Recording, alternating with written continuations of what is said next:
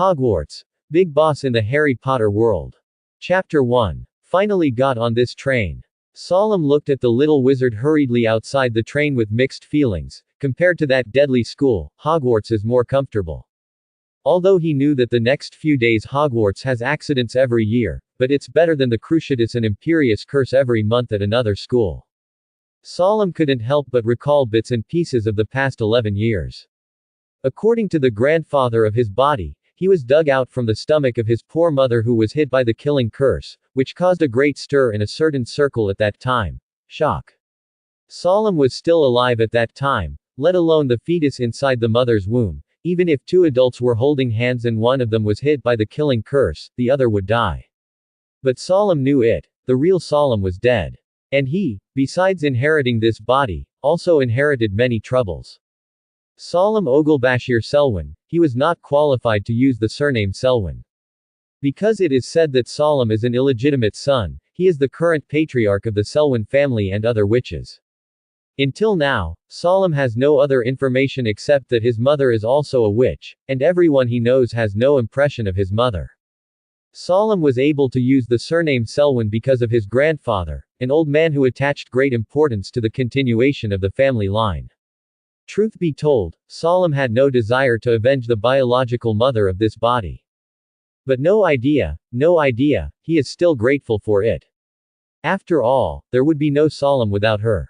Having no idea of revenge does not mean that you don't want to figure out the ins and outs of the matter. A pregnant woman who was in labor was killed, and there was an illegitimate child of the patriarch of a big family in her stomach.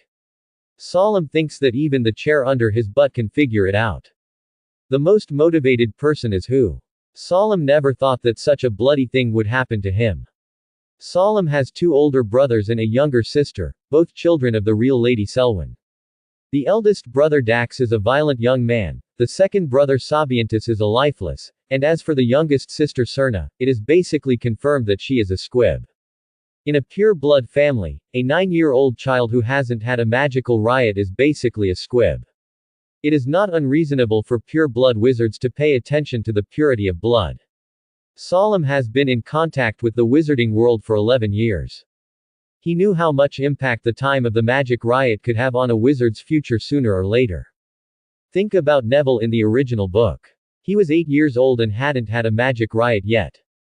His uncle thought he was a squib and threw Neville off the stairs in a hurry.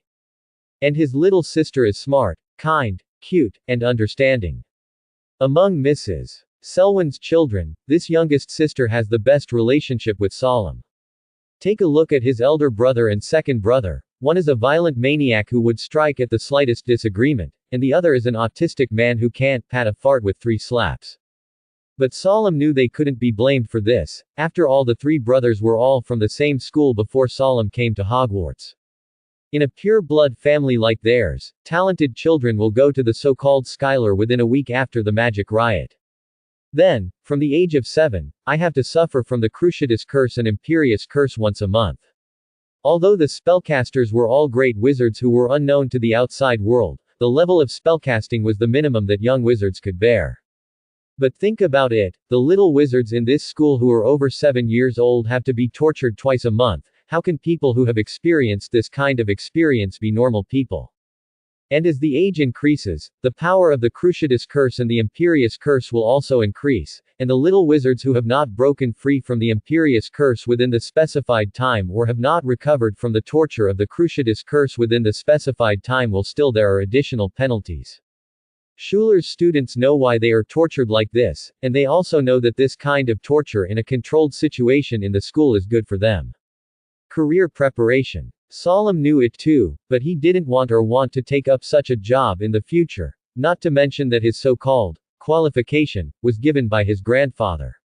He wasn't really a direct line of the Selwyn family, even though his surname was Selwyn. That's why Solemn has the opportunity and possibility to leave that school, although he knows that leaving that school will lose a lot of magical knowledge that will not be passed on. But compared to the gloomy and depressing atmosphere of Skylar, the sunny vitality of Hogwarts is more attractive. What's more, Solemn raised his eyes and glanced at the boxes on the shelf. If no one teaches, no one will teach. I can't teach myself. Suo, Solemn, I. A little fat man appeared at the door of the box, holding a heavy box with one hand, and tightly clutching a, well, toad. Come on, Neville, sit down when you're here, and put your suitcase away first. Solemn stretched out a finger and pointed to the shelf. Also, don't be too nervous, I won't eat you again, relax, or your toad will be crushed to death by you. Solemn rolled his eyes, looking helpless.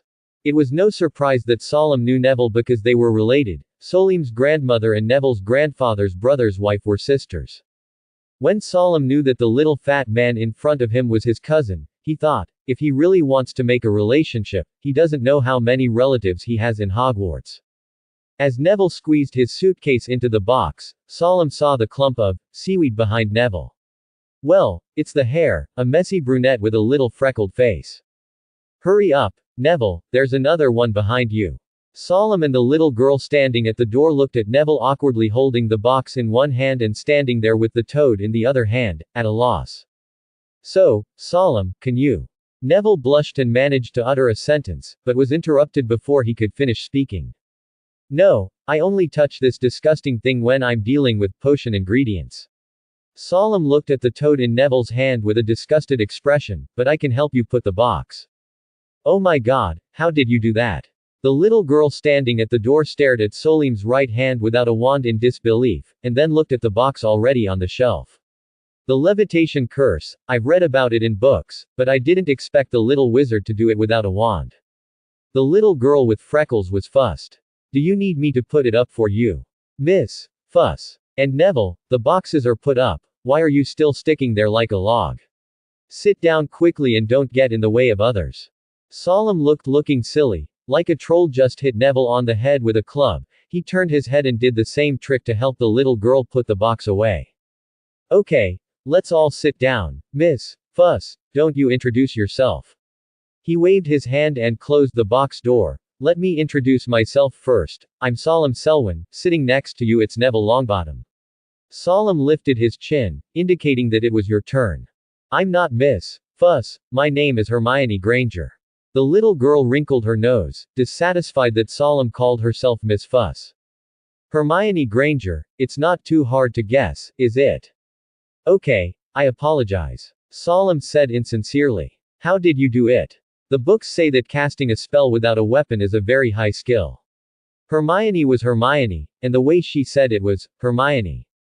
Magic, time. Solemn opened a tome that had been placed on the table earlier. He wanted to read for a while and have a good chat with Neville after the train drove for a while. What? Hermione clearly didn't understand what Solemn said. Enough magic power and practice time varies from person to person. Solemn continued to flip through the book. By the way, Neville, I'll tell you something later. Huh? What? Neville was obviously deserting, startled when Solemn called his name. Seeing Neville like this, Solemn rolled his eyes. Neville is a good boy, there is no doubt about that. He only appears a little cowardly because of what happened to his parents and the great pressure exerted by his grandma, but when he overcomes these shackles that shackle him, the courage buried deep in his heart will surge out. Solemn decides to help him. Solemn really likes this silly little fat guy. Well, Hermione hesitated for a moment. Is there anything that would be inconvenient for me to hear? Hermione heard Solemn say that he would talk to Neville later, so she thought there was something inconvenient for her to hear. Then I can go for a walk. You're thinking too much, Miss Granger. Solemn, who was reading with his head down, raised his eyelids and glanced at Hermione. I didn't mean to avoid you when I said something to Neville, but when I said something I don't like to be interrupted. Solemn paused, raised his head and closed the book, and looked through the glass to the corridor. Because there will be a young master spoiled by the family coming to this box, I have to get rid of him first, let's talk later. As soon as the voice fell, the door of the box was pulled open. Although there were only 3 people outside, it gave people the feeling that the corridor outside was blocked. Ah, Solemn, let me see, and a pale little face with light blonde hair appeared at the door of the box. Draco. Solemn sat on the seat and looked at the little boy at the door with a warning in his eyes. Hermione looked at the 3 people outside the door who almost blocked the corridor, and immediately understood that this was the elderly young master who was spoiled by the family, as Solemn said. Okay, Draco clearly read the warning in Solemn's eyes. I'm going to find Potter, do you want to come? I'm not going, and you don't have to. Solemn glanced at Draco again, then opened the book that had just been closed and continued reading. Potter and the red-haired one are in the same box. You can walk forward. See, according to your character, you will definitely quarrel with them, so it's still. What? Weasley. You mean Potter is with the Weasleys' red hair? Draco became agitated instantly. Haha, I'll let Harry Potter know that it's wrong to make friends with that kind of scum. Let's go. Quote. With 3 people missing, the light in the corridor was bright again. So that was. Hermione stood up to close the door. That's right, Draco Malfoy, a spoiled young master. As for the other 2. Well, you don't need to know. Solemn stopped Hermione from closing the door. Don't close the door, anyway, we'll have to come back later. Pull away once. Solemn shrugged. By the way, he hasn't bullied you anymore, has he? Neville. Solemn continued to read with his chin resting on one hand. No, no more. Neville clutched his toad with one hand and his clothes with the other. Looks like a doormat. I'm not talking about you, you still want to enter Gryffindor like this. Hufflepuff is about the same.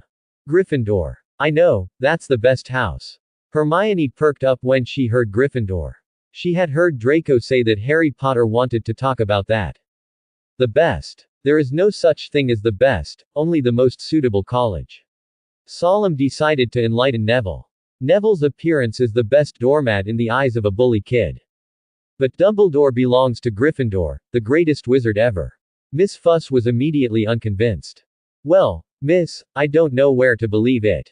Solemn called Hermione by another name, except Headmaster Dumbledore, how much do you know about Hogwarts courses?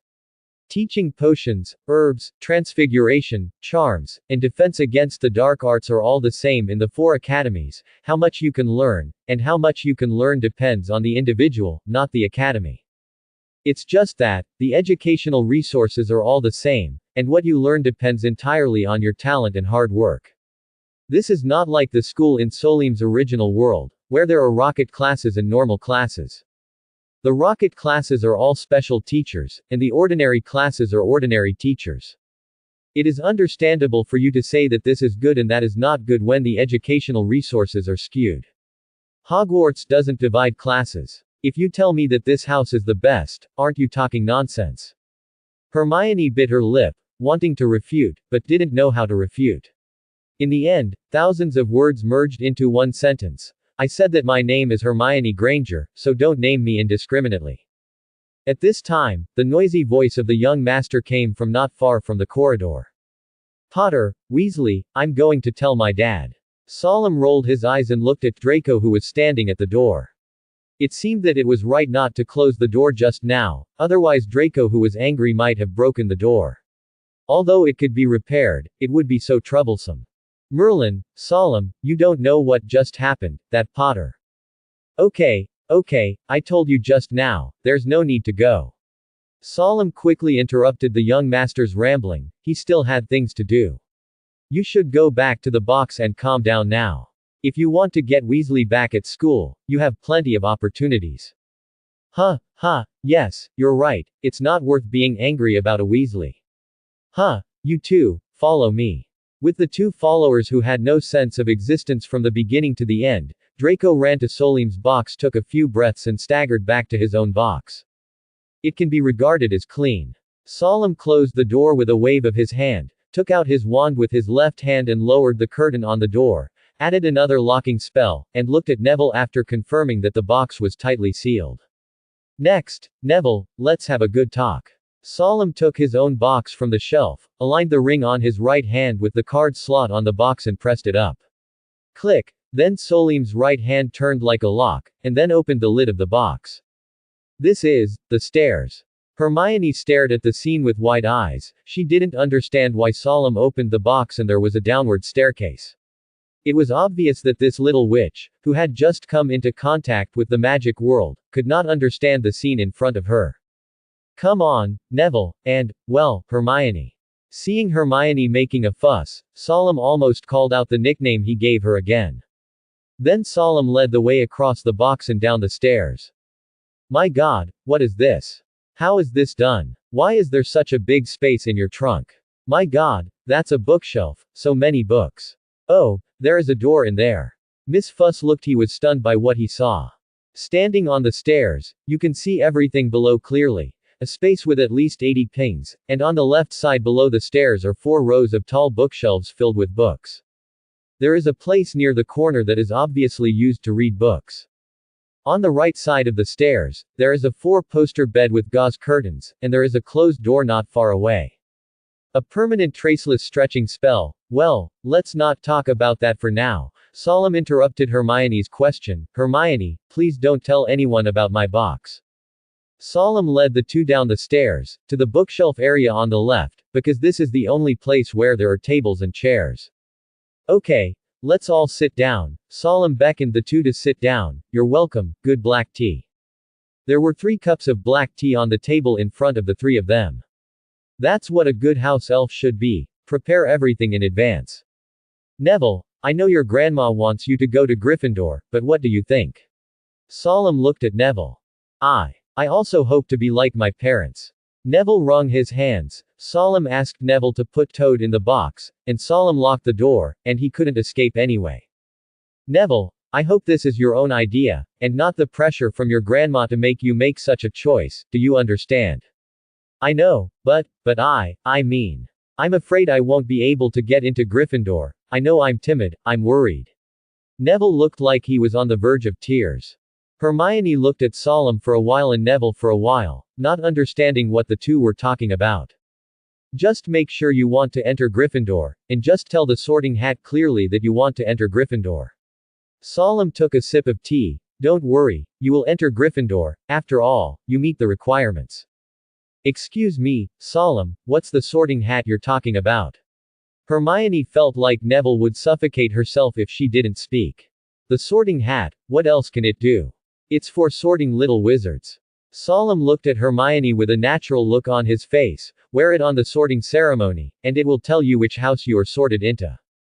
Can you just tell the Sorting Hat that you can be sorted into the college you want? Hermione was a little confused. If the sorting was done according to her own wishes, then why would she need the Sorting Hat? Isn't this superfluous? Not quite. The Sorting Hat sorts young wizards into the house that suits them best. Solemn began to explain to Hermione and Neville. Neville wasn't bright, timid and a bit cowardly, and it looked like Hufflepuff was where he belonged. What about the facts? Neville's buried courage led the Sorting Hat to place him in Gryffindor. But don't forget, Neville is also a serious pure blood, so Slytherin is also possible after all. Goyle and Crabbe are also fine. It's just that Neville never thought of Slytherin himself. So the houses Neville can go to are Gryffindor and Hufflepuff and Slytherin. At this time, the little wizard's personal wishes are very important. That's why Solemn told Neville to make it clear that the Sorting Hat was going to Gryffindor. So that's the way it is, that is to say, if a young wizard can choose a college by himself when he has a choice, right? Yes, that's the truth. A piece of Hogwarts history doesn't write all of these things clearly. Solemn glanced at the excited Hermione and said, then what house are you going to? Ravenclaw. Hermione figured it would be a Ravenclaw just by the way Solemn showed his hands in the box. No, I'll be in Slytherin. Solemn knew Hermione would yell at him next, but he said it anyway. Slytherin. I heard there are evil dark wizards out there, why do you want to go there? Hermione's eyes changed when she heard Solemn was going to Slytherin. Honestly, Hermione, I really want to know, where did you, a little muggle-born witch, hear such nonsense comments? Although Solemn knew that Hermione would say that, he couldn't help flipping through the pages. A blank stare. Indeed, Voldemort was too famous, as was Dumbledore. When people mention Gryffindor, the first thing that comes to mind is the famous and well-known head of the International Federation of Wizards, the chief wizard of the Wizengamot, the first-class medal winner of the Order of Merlin, and the headmaster of Hogwarts, Albus Percival Wulfric Brian Dumbledore. But what about Slytherins? What wizard in Slytherin? Voldemort. Mystery man. Scariest dark wizard ever. Of course, the word, ever, could be dropped, as could the word, scariest. As the illegitimate child of a special pure-blood family like Selwyn, Solemn was able to know a lot of history and historical figures that ordinary wizards didn't know. He was sure Voldemort was neither the scariest dark wizard of all time. Solemn knew many wizards who were stronger than Voldemort, or even more powerful. Almost all of these wizards were killed, once they broke through some kind of bottom line, or when they were about to break through some kind of bottom line. As for those who are not easy to kill or inconvenient to kill, they are also sealed up, and a special wizard organization is responsible for guarding them. This is also one of the reasons for the establishment of this school in Skylar, to train and send manpower for this wizarding organization. I don't deny that lunatics' influence on Slytherin, but don't generalize. Looking into Hermione's eyes, Solemn organized his words. It is true that Slytherin produced many bad wizards under the influence of that lunatic, but they are black wizards. HMPH, you're flattering them too much, they're just ignorant and arrogant wizards. Solemn glanced at Neville, and continued, Slytherin also had many horrors. In the most chaotic years for a lot of people died for that lunatic. I think, no one mentioned this to you, right? Besides, it's not like Gryffindor hasn't had dark wizards before, Hermione, you can't just hear some hearsay rumors and think all the wizards from Slytherin are dark wizards. Of course, I don't deny that many wizards from Slytherin are not good people, but don't generalize. Solemn stood up and walked to the side cabinet, ignoring the stunned Hermione and hearing Neville was stunned by the word, horror. Neville, here you are. Solemn took back a slender box from the cabinet and put it in front of Neville. Open it, you will use this one in the future, cherry wood, unicorn tail hair, it should suit you. I used Dad's wand, Neville said, looking at the box in front of him, then up at Solemn. My grandma made me use it. That's not for you, listen to me, use this one. Solemn tapped the wand box on the table with his chin, and continued, using a wand that doesn't suit you is a complete waste of time. I know what your grandma means. I hope to exercise your ability with a wand that is not suitable for you, but I think what you need now is not ability, but self-confidence. Neville tremblingly opened the box. You know, he never received any presents since he was a child. One of his toads was given by his uncle to celebrate his magic riots, and the candy wrappers given by his mother every time he went to St. Mungo's. Neville kept every piece of it.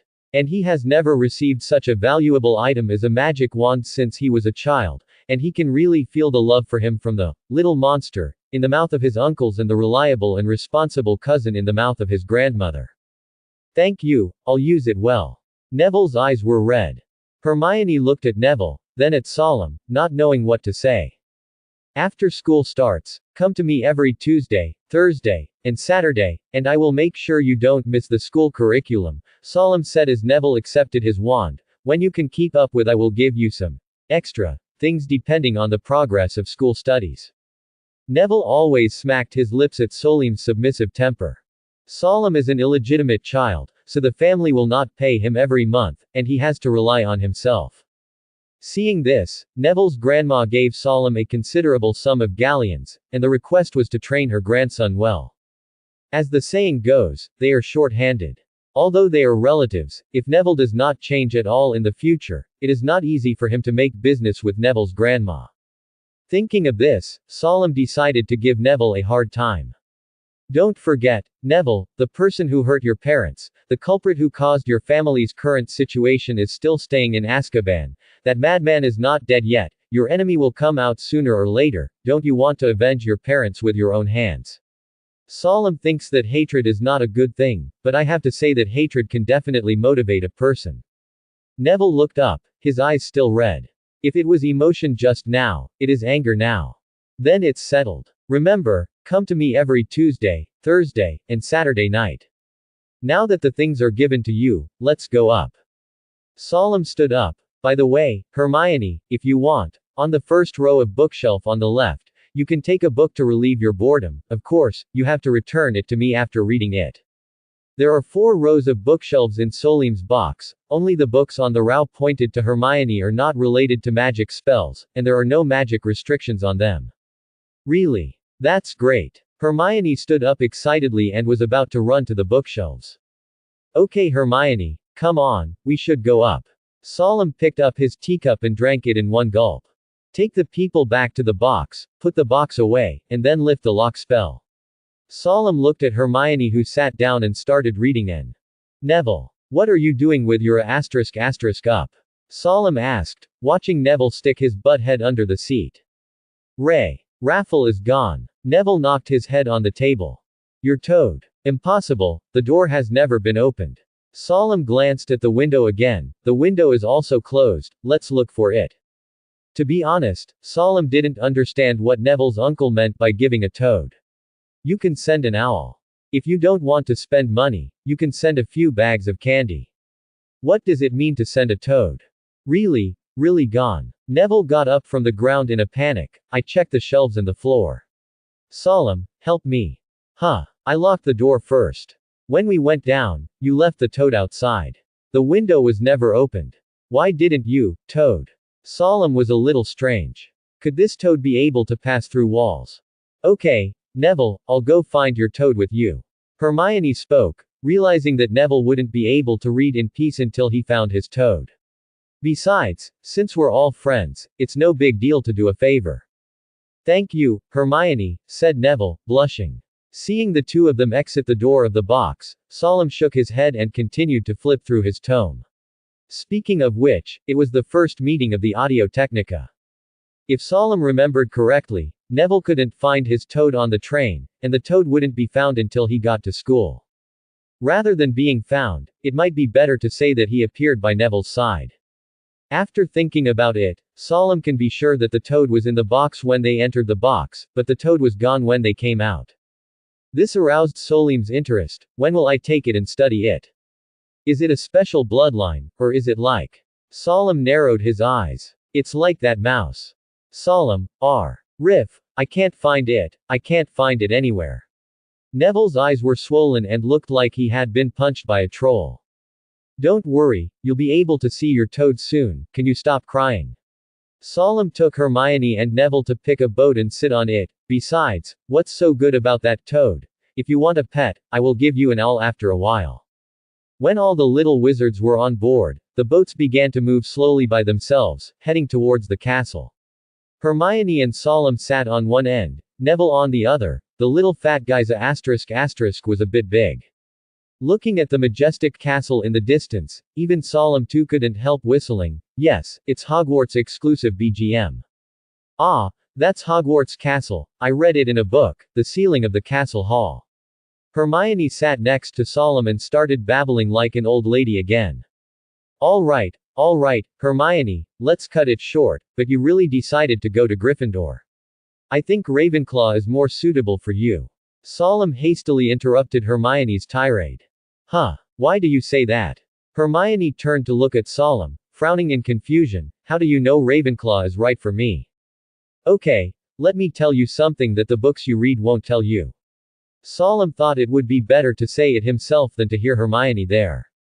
Gryffindor symbolizes courage, Slytherin symbolizes talent, Ravenclaw symbolizes wisdom, and Hufflepuff symbolizes loyalty.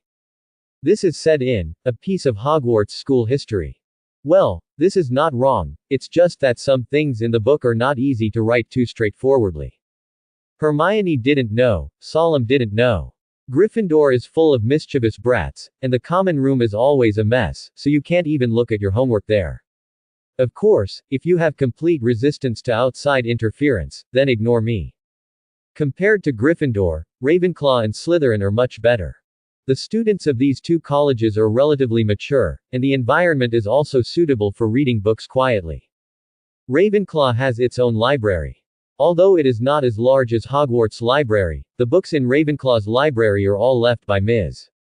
Ravenclaw. Although there is no library in Slytherin, there are a large number of empty classrooms and hidden classrooms around the Slytherin lounge. This suits Solemn very well. He didn't want to be back in his warm bed after making potions or spells and crossing half the castle. You know, professors will know if students stay in their beds after lights out. Although Hufflepuff is also underground, and the kitchen is next to the lounge, but the badgers of Hufflepuff. Well, I can only say that they are very friendly. So look, Hermione, I've gotten to know you a little bit after this period of time. Do you think you can adapt to the atmosphere of Gryffindor? Among a group of little wizards who equate recklessness with courage and like to travel at night and get into trouble, do you think you can get along with them? Solemn turned his head to look at Hermione and asked, watch those little troublemakers get into trouble and get points deducted. Do you think you can ignore these? Not to mention. Solemn smiled at Hermione. He smiled, and potions class. Believe me, Professor Snape doesn't like all Gryffindors. He will seize every opportunity to find fault with Gryffindors. If you really go to Gryffindors, you will suffer. Said at this point, Solemn turned his head to look at Neville. Speaking of Professor Snape, Neville, I told you to study for potions, did you? Neville's face was dull, and he remembered what he wanted to forget when he heard Solemn's words. I forgot. Neville was a little embarrassed, but there was nothing he could do, he had a forgetful brain. Then I advise you to hurry up, there will be 2 consecutive potions classes on Friday morning, and you can ask me if you have any questions. Solemn looked at Hermione again. Of course, if you both go to Gryffindor, I will think Hermione is willing to help you, right? Huh. Yes, I'll help you, Neville. Hermione was obviously still thinking about what Solemn had just said to her, and didn't react for a while. After a moment's hesitation, Hermione told Solemn about the savior she met when she was helping Neville find Toad on the train. Oh, so you met the famous savior, and that Weasley kid with freckles. Solemn saw Hermione reach out and scratch the freckles on her face. Disappointed. Solemn stood up. They were there. It's not that I'm disappointed, I just feel. Hermione hadn't finished speaking when she heard a plop from behind. Solemn turned his head quickly to see what had happened. He and Hermione disembarked. The bows of the 2 of them were close to the shore, and the hapless Neville had just stood up, and before he knew it, the boat was overturned by his weight. Oh my God, really? Solemn hurried into the water and dragged Neville ashore. Be careful anyway.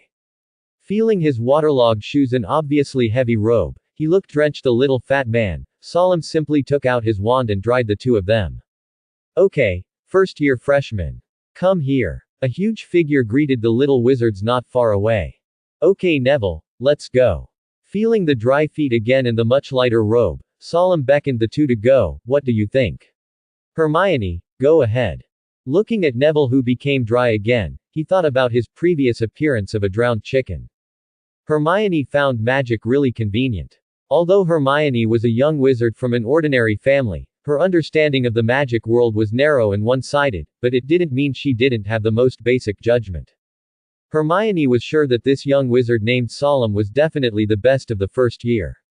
Hermione. Seeing that Hermione didn't speak, Solemn called her again. Huh. Solemn, I want to ask you something. Hermione pursed her lips, she was a little embarrassed. Can I come to your place to learn magic with Neville in the future? I'm a little worried that I won't be able to keep up with the progress of school. Solemn understood immediately when he heard Hermione's words. The few spells he cast along the way brought a lot of frustration to the little witch in front of him, making the little witch feel that there was a big gap between herself and the little wizard from a wizard family. I know what you're thinking, Hermione.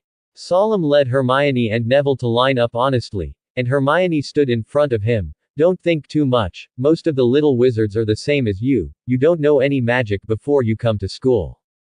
Of course, you want to come and I welcome you, every week. 2, 4, 6, I remember. Hermione's memory was obviously much better than Neville's, and she had learned to answer quickly. Solemn curled his lips. Okay. You just need to remember, I will look for you when the time comes. Under the leadership of the gamekeeper, the little wizards lined up and stepped up the stairs to Hogwarts Castle one by one. I have to say that this castle is really shocking, and there are whispers of little wizards everywhere. The children of the wizarding family bragged to each other, while the children of the Muggle family looked at the magnificent castle not far away with their mouths open. From time to time, there are little wizards who fall because others step on their robes. The subject of the savior was interrupted, and Solemn wasn't ready to ask further. After all, they are all in the same school. If you don't look up and see you when you look down, there will be a long time to come. A mighty group of young wizards, led by the half-blood giant and gamekeeper Hagrid, had already passed through the side gate of the castle. The gate of the castle was the end point that the senior students took Yecula's car to. The place where the first-year freshmen came by boat was at the foot of the mountain, and they had to climb a long flight of stairs to really come to the castle. After seeing the chaos of a group of ghosts, the little wizards gradually calmed down. They all knew that the sorting would start soon, which made most young wizards feel nervous. Are those that floated past just now ghosts? Hermione asked softly, turning her face to the side. A ghost, to be precise, Solemn replied. That's the consciousness left by the wizard, not the soul. There's a big difference. I'll explain it to you later. Solemn had seen Professor McGonagall holding a roll of parchment came over, quickly ending the topic. Okay, be quiet. New students. The sorting ceremony is about to begin. I am life. Neville yelled, rushing towards Professor McGonagall. PFF'd. Solemn was glad he didn't have any liquid in his mouth other than saliva, otherwise he would have been able to spray Hermione in the head and wash her hair along the way. Neville gently lifted his toad from Professor McGonagall's feet. Then he seemed to suddenly realize what he had done.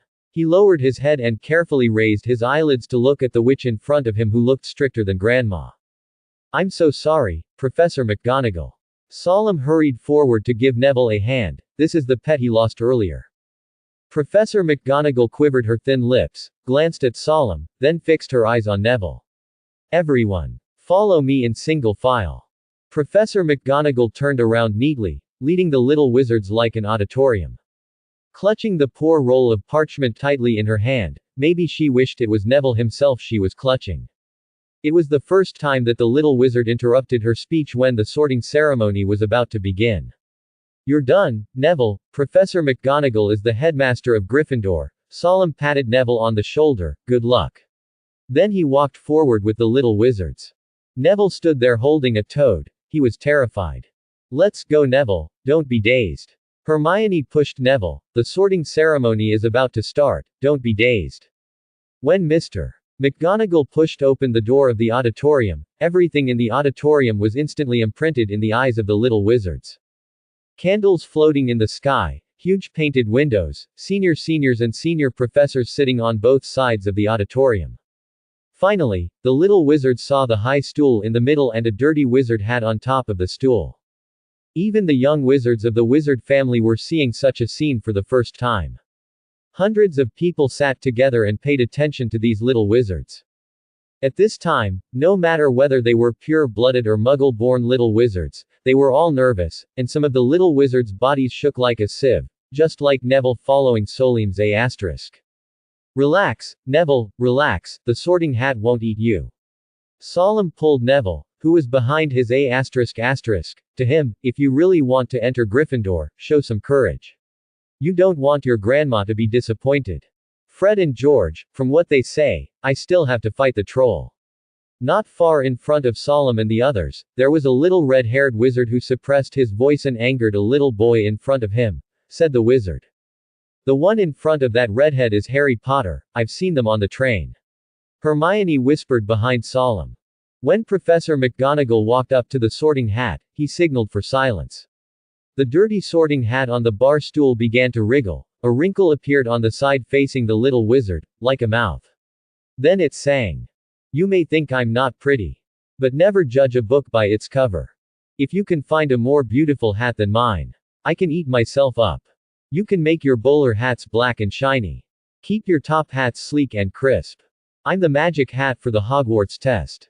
Nature stands above your hats. Any thought hidden in your mind can't hide from the golden eyes of the magic hat. Try it on. I will tell you which college you should be assigned to.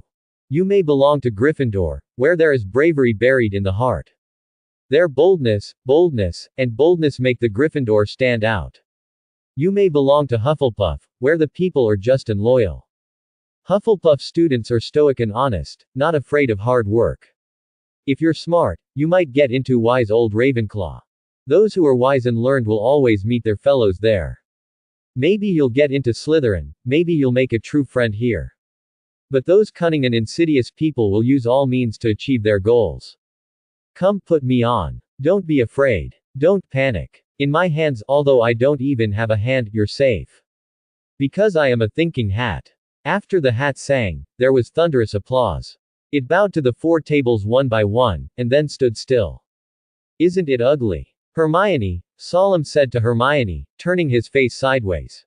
And look at the sorting hat, it's covered in dust and dirt, and I dare say it's never been washed. Solemn didn't deliberately lower his voice, so the little wizards in front of him and behind him heard it. The little wizards took a closer look and found that, apart from the dust and dirt on the barrel of the hat, there were also some green and white spots on the brim of the hat, all moldy. You can see that the outside is so dirty, what do you think the inside will be like? Solemn ignored the constipated expressions of the little wizards around him and continued. I dare say you can smell a strange smell before you put it on. Shut up, there will be a school opening dinner later. Hermione slapped Solemn's waist hard. Professor McGonagall took a few steps forward, parchment in hand. Whoever I call now puts on a hat and sits on a stool for sorting, she said, Hannah Abbott. A rosy-cheeked little girl with 2 golden braids staggered out of the queue and put on her hat, which just covered her eyes. She sat down. A moment's pause. Hufflepuff. The hat yelled. The table on the right applauds Hannah and welcomes her to their table. Look at that little girl's face, that hat must smell bad. Solemn said to Hermione, who was behind him, leaning sideways, I'll definitely give that hat a clean up before I put it on, so Hermione, you'd better line up behind me so you don't have to suffer. Hermione wanted him to shut up. Susan Burns. Little Miss Burns gave Solemn an aggrieved look as she passed by. Hufflepuff. Before the applause sounded, Miss Burns quickly took off the sorting hat and ran to Hufflepuff's long table without looking back. She's poor. You shut up. Terry Boot. Oh. No. Poor Mr. Boot. Solemn saw his apple muscles twitch like mad as he put the sorting hat on. Ravenclaw. Mr. Boot took off the sorting hat and was still wiping his hair with one hand, and sniffing it under his nose. Then he showed a strange expression. Justin Fletcher. No one went up. Justin Fletcher. Come here, please. Professor McGonagall glanced at the young wizards waiting for sorting. A figure walked up to Professor McGonagall almost step by step, and said something to Professor McGonagall nervously. Professor McGonagall hesitated for a moment, then shook his head. Mr. Finley took a deep, resigned breath, and Hufflepuff. I dare say Justin asked Professor McGonagall to wash his hat just now, but the professor didn't agree. Solemn ensured that the little wizards around could hear him. Maybe Professor McGonagall agreed when you said it, Hermione. If you are ahead of me in line, you must ask the professor to wash your hat, just for the sake of your appetite at the start of term dinner. Mandy Block. A little witch walked past Solemn tremblingly. Good luck, Miss Block. Solemn smiled and said to the little witch who passed by. The young wizards who hadn't been sorted looked hopefully at Miss Block walking up to Professor McGonagall and saying something. Professor McGonagall first showed a surprised expression, then frowned, and then pointed to the high stool to sit down. The little witch pouted and was forced to put on the sorting hat. Ravenclaw. It's useless. They won't wash it, complained a little wizard in front of Solemn. No, the professor will seriously consider it if there are too many people talking about it.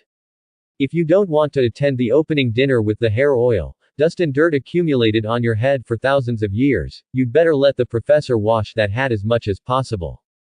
Solemn continued to stir up the emotions of the young wizards. Lavender Brown. Miss Brown, come on, maybe Professor McGonagall will agree. A little wizard cheered on their hopes. 1 can be ignored, and 2 can be ignored. When the third little wizard asked to wash the sorting hat, otherwise he would not wear it, which finally attracted the attention of Professor McGonagall. But washing the sorting hat at the sorting ceremony, that never happened. And Miss Brown seems to have wasted too much time, so.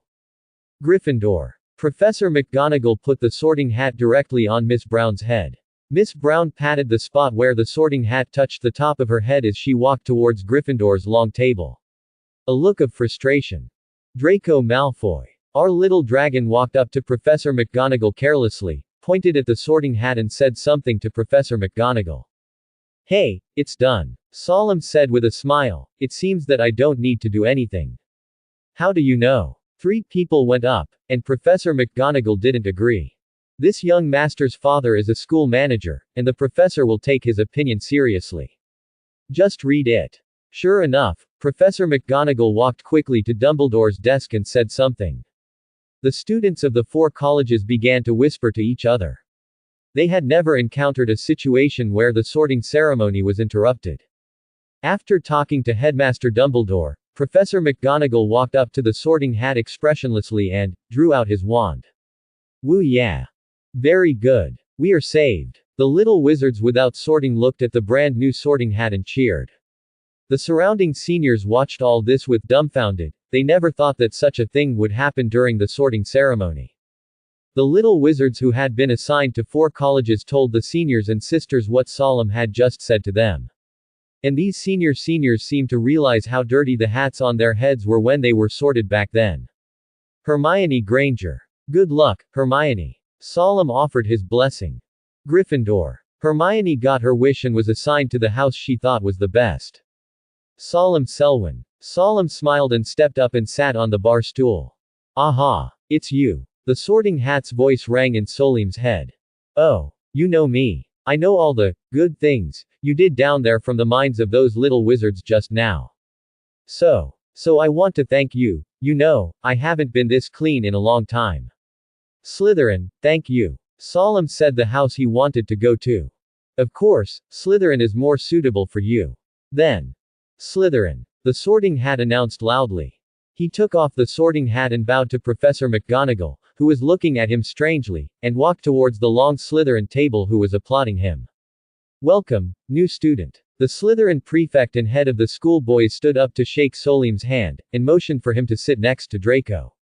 Solemn noticed a blood-stained ghost sitting on the other side of Draco. If he guessed correctly, he should be the Bloody Barrow.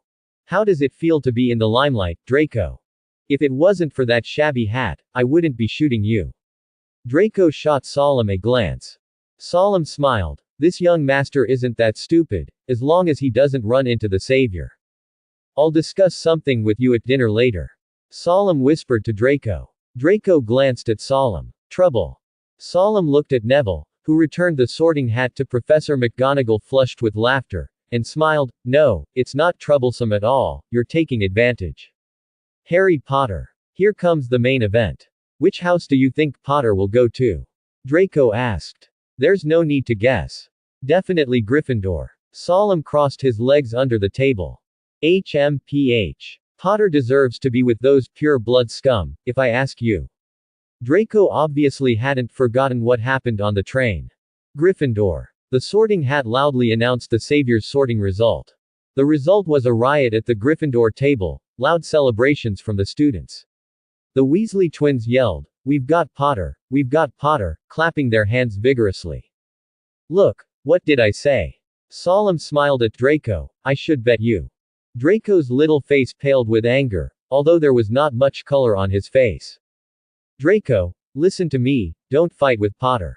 Solemn knocked on the table to attract the attention of Draco who was still staring at Harry. He's under the cover of the headmaster, don't be thankless thing. None of your business. Turning his head, Draco glared at Solemn. It's up to you. I'm just reminding you. After all, your family, don't cause trouble for your father. Then a student who had just been assigned to Slytherin sat across from Solemn, Brace Chabini. Hello, Solemn Selwyn. Solemn shook hands with the famous son of a widow. Ah, it's finally time to start eating. I'm hungry. The prefect next to Draco saw the headmaster standing up. Dumbledore looked at the students with a wide smile and extended his arms to them. Nothing seemed to make him happier than seeing them all together. Welcome, he said. Welcome to Hogwarts to start a new school year. Before the banquet begins, I would like to say a few words. That is, idiot, sniff, scum, twist. Thank you all. He sat down again. Everyone applauded and cheered. Are you saying he's a little crazy? Draco asked Solemn. Shrugging, Solemn said nothing, he was busy with a chicken leg.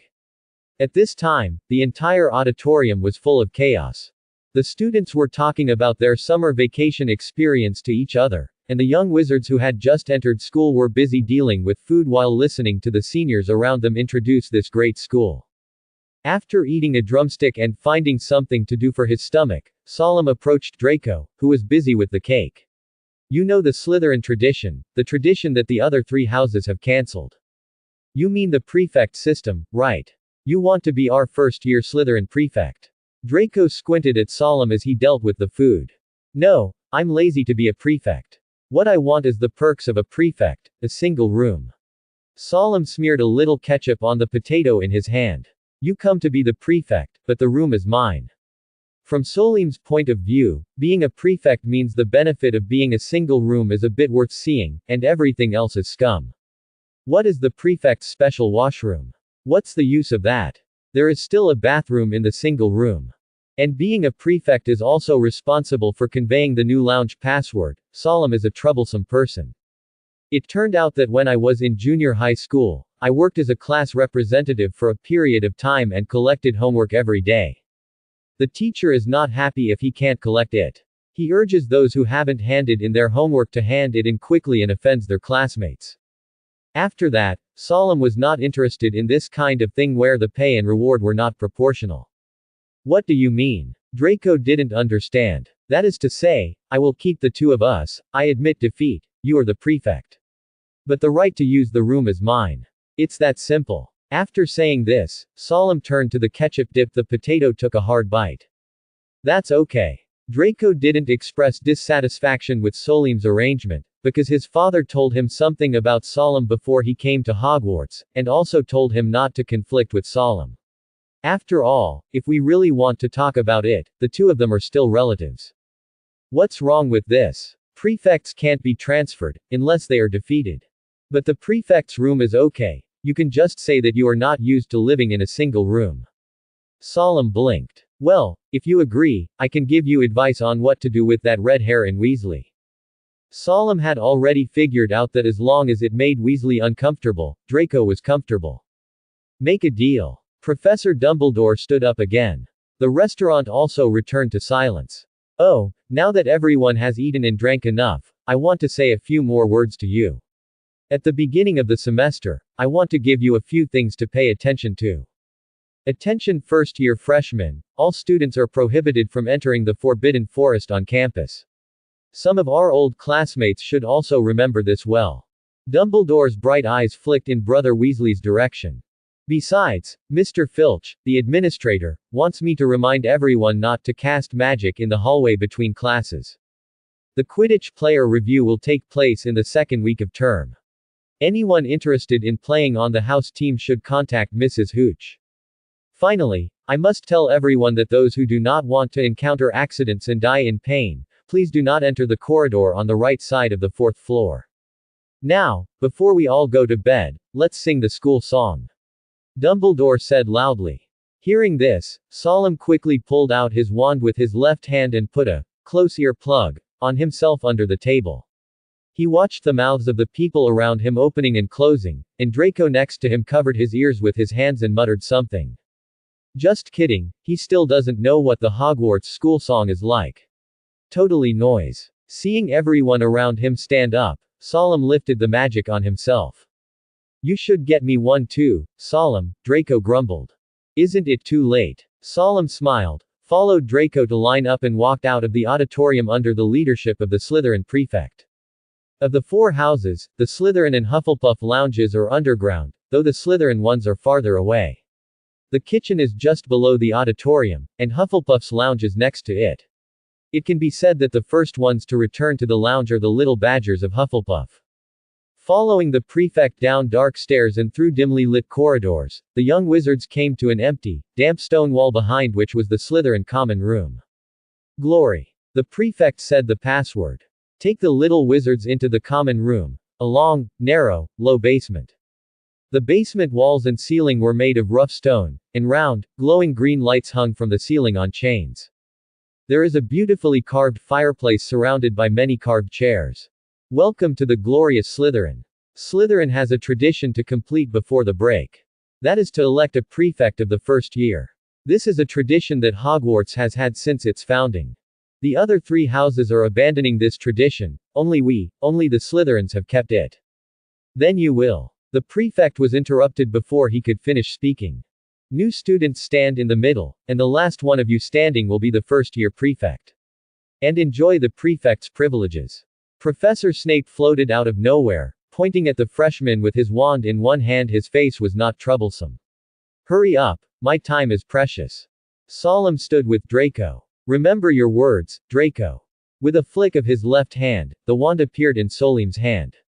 If there is anyone at Hogwarts who is both free and busy, it must be our headmaster Dumbledore. He said that he was free because he didn't have to teach the students, and he didn't have to correct the students' homework. He is busy because Dumbledore is not only the headmaster of Hogwarts, he also has a lot of things outside of school to deal with. Dumbledore is more of a spiritual symbol, a symbol at Hogwarts. It seems Hogwarts is complete without Dumbledore's Hogwarts. But our headmaster often goes out and leaves all the big and small things in the school to the deputy headmaster, Professor McGonagall. And tonight, well, this expression is not accurate, because it is already past midnight, it should be morning. Dumbledore finally had time for his usual questioning after finishing his work in the headmaster's office. So, which students need our attention this year? Dumbledore leaned back in his high chair and looked at the sorting hat on the top of the bookshelf on the right, a clean sorting hat. It's the same every year, nothing worth noting. Oh, Harry Potter and the Selwyn boy aren't worth noting. Dumbledore pushed back his chair and stood up. It's nothing worth noting. If I really want to say it, that kid Potter doesn't seem to have a good impression of Slytherin. When he was sorting, he kept saying, "No Slytherin." It was obviously the most suitable place for him. The sorting hat writhed dissatisfiedly on the bookshelf. As for the Selwyn boy you mentioned, he chose Slytherin himself, but I think Ravenclaw is more suitable for him. And I can be sure that kid has practiced occlumency, although it's the same as not in front of me. Quote. Oh, occlumency. That's not surprising. He studied in Schuyler for 6 years before coming to Hogwarts.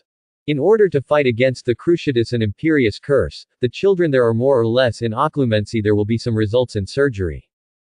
Dumbledore walked up to his pet, Fox, and stroked its feathers gently. That's nothing to pay attention to. After all, I have seen too many little wizards in the millennium, gifted, untalented, smart, and stupid. I think it is very difficult to meet in a little wizard who is notable, in my opinion. The sorting hat stopped moving after speaking. By the way, I forgot to mention it. Kindness. Did the sorting hat notice something unusual? Dumbledore turned and looked up at the sorting hat. For thousands of years, none of the previous principals has ever thought of cleaning me up. The sorting hat shook its tip. I still have to rely on a little wizard to re-experience this refreshing feeling. You have to help me, thank you. The headmaster looked at the motionless sorting hat speechlessly. Then Dumbledore seemed to sense something, and sat back behind the headmaster's desk. Watching the door and waiting. The door of the principal's room was pushed open, and a mass of black floated in and closed the door behind him. Ah, Severus, here you come. Snape looked at Dumbledore without saying a word. Whoever was woken up in their sleep would be upset. Not to mention that Snape wasn't happy with Dumbledore in the first place. What's the result of your house's tradition this year? Dumbledore asked Snape straight to the point. Nothing sloppy. Lucius' son is a new prefect this year. Snape was expressionless. Dumbledore looked surprised. Yeah, it's a little different than I thought. Dumbledore frowned thoughtfully. But Draco gave up the single room that belonged to the prefects. Snape's gasping was definitely out of revenge for Dumbledore waking him up late at night. A Selwyn child. Snape nodded, but said nothing. What about the process? Draco didn't make a move the whole time, the others were defeated by Selwyn. Snape moved his body, he didn't say a single spell during the whole process. Silent spells, that's beyond my expectation. Dumbledore stood up. I'm sure that Boy Solemn can defeat other little wizards, but silent spells, what he uses magic. Severus. Shock and impediment spells. Snape saw Dumbledore take the pensieve from the cupboard. What? You want to see my memory again? There was an expected sarcasm on Snape's face. I just want to get to know the kid, Severus, and I just want to make sure. What can a child do?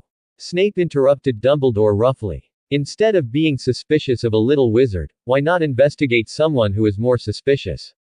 Professor Quirrell is the defense against the dark arts professor hired by the school, Severus. Dumbledore put the pensieve on its dedicated shelf and set it up. Why let such an unknown person become a professor? Headmaster. I applied so many times and you refused, but you agreed to an unknown person. Snape took a step forward and questioned Dumbledore. Quirinus is no unknown, Severus. Dumbledore said, looking at Snape. He also graduated from Hogwarts School of Witchcraft and Wizardry. You know, I sat next to him at the dinner party, and he smells like he's definitely not a decent guy. Snape seemed determined to speak up. I promised you to protect Lily's son, and you turned a blind eye to the danger in front of you. Snape growled. No, I'm not blind to the danger in front of me. Severus, sometimes too much attention is paid to the danger in front of us and we ignore the real danger. Dumbledore beckoned for Snape to go over. And before we discuss the danger, Severus, I wish to see. Snape took a deep look at Dumbledore, took out his wand, pulled a memory from his temple and dropped it into the pensieve. Come on, Severus, let's see. Whether Snape agreed or not, Dumbledore grabbed his arm. Did no one strike first? Since you're all so humble, I'm going to take it easy. With that, Solemn started waving his wand. There were only 3 girls in Slytherin's freshmen this year, and these 3 girls were pushed out of the circle by Solemn's gentle impediment spell in the first place. Very skilled blocking spell. Dumbledore's eyes were fixed on Solemn. Snape was standing next to him, and it seemed Snape had been dragged into his own memory by Dumbledore anyway. At this time, some little wizards finally reacted, and they began to attack Solemn with their wands. After all, it seemed that Solemn was very powerful, so we should deal with him first. The rest of the little wizards thought so. Solemn pulled Draco to avoid a leg-locking spell, and flipping his hand was a shock spell that knocked away a little wizard who was about to cast a spell. Then he grabbed Draco and tripped him with his legs. The young master just stood there stupidly. If he was hit, Solemn's single room probably couldn't escape, but the prefect also ran it won't drop. When Draco was still lying on the ground in a daze, Solemn used a counter curse to dispel the spell of a little wizard, seized the right moment, and swiped his left hand with the stick from left to right. An invisible wall closed the circle. The little wizard was all pushed out, except him and Draco who just got up. Done. Solemn waved his wand-free right hand as he walked out of the circle. Don't forget, Draco. Crack. Everyone in Snape's memory seemed to have been hit by a pause button, they froze. Dumbledore lowered his hand and came to Solemn's right hand. Severus, do you see this? Dumbledore asked, pointing to the ring on Solemn's right hand. A ring, Snape replied honestly, and I noticed he was still wearing clothes and, a pair of shoes on his feet. Snape sneered. What does a ring mean? It's dangerous. Dumbledore ignored Snape's sarcasm, but looked carefully at the ring on Solemn's hand. After looking at the ring, he looked at the wand Solemn held in his left hand. Okay, Severus, I think we can go back. The principal's room. Snape looked at Dumbledore with folded arms, waiting for him to explain to himself. Maybe it's a ring to you, but I know it's a wand. Severus, a wand. Dumbledore sat back in his chair. What does this mean? That was no ordinary wand. I found it when I traveled the world with, and it was returned to the family that really owned it.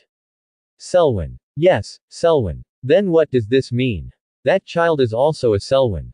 It's different. Solemn is an illegitimate son, he is not entitled to the right to a wand from within the family. Dumbledore shook his head. Started explaining to Snape. Old pureblood families can accumulate amazing wealth over a long period of time. These wealth will be passed down from generation to generation, even if the descendants are unfilial, squandering the golden galleons, squandering precious potions and alchemy materials. But something like a wand is rarely consumed, even if it changes hands many times. Too many magical creatures and magical trees have died out in the long river of time, but the wands made of them will not. These wands, composed of powerful creatures and wood, were far more powerful than current wands. Only those pure blood families with enough heritage can preserve some ancient wands. Why do you think a would get one of those wands that aren't enough for the direct line of the family? Dumbledore asked Snape. And the wand he just used was the one from Garrick's shop, and the kid was carrying 2 wands. Severus, why do you think so? I suggest you ask him yourself. Snape was unimpressed. I recognized the ring and gave it back to the family that lost it, and Selwyn donated it to the school as a thank you. Dumbledore motioned Snape to look over his shoulder. When Snape looked back, he saw a floor-to-ceiling mirror with gold rims, and after just one glance, Snape couldn't take his eyes off it. The feelings of regret and longing seemed to have appeared only for a moment, and the numbness and indifference returned to Snape's face. What's this? Snape could hardly resist looking at the mirror again. Mirror of Arised. Dumbledore glanced at the mirror but looked away quickly. Use it to protect the Philosopher's Stone. Dumbledore looked at Snape. Do you think it's safe? There's never been a Safety thing. If it's all right, I'll go back. Snape said he didn't want to be here anymore. Watching Snape close the door to the headmaster's office, Dumbledore stood up again and walked to the pensieve, snapped a memory from his wand and threw it into it. At this time, Solemn had just finished tinkering with his single room. He had been tinkering with this room after helping Draco win the prefect. Now the prefect's lounge is not what it used to be. Solemn has made a lot of changes to the prefect's lounge. Let the elf throw away all the decorations he thought were useless, and this lounge dedicated to him will only be used for sleeping and theoretical magic research in the future. He will find another place for brewing potions and practicing spells. After all, he doesn't want the place where he sleeps to be full of strange smells from potion ingredients, and he doesn't want the room to be messed up when practicing spells. Anyway, there are a lot of empty classrooms around the Slytherin common room, so just find a hidden spot when the time comes. It was late, but Solemn had no intention of resting. He is leaning against the head of the bed to read his tome now. Tomorrow morning, the first session will be a history of magic for catching up on sleep, and the second session will be about spells.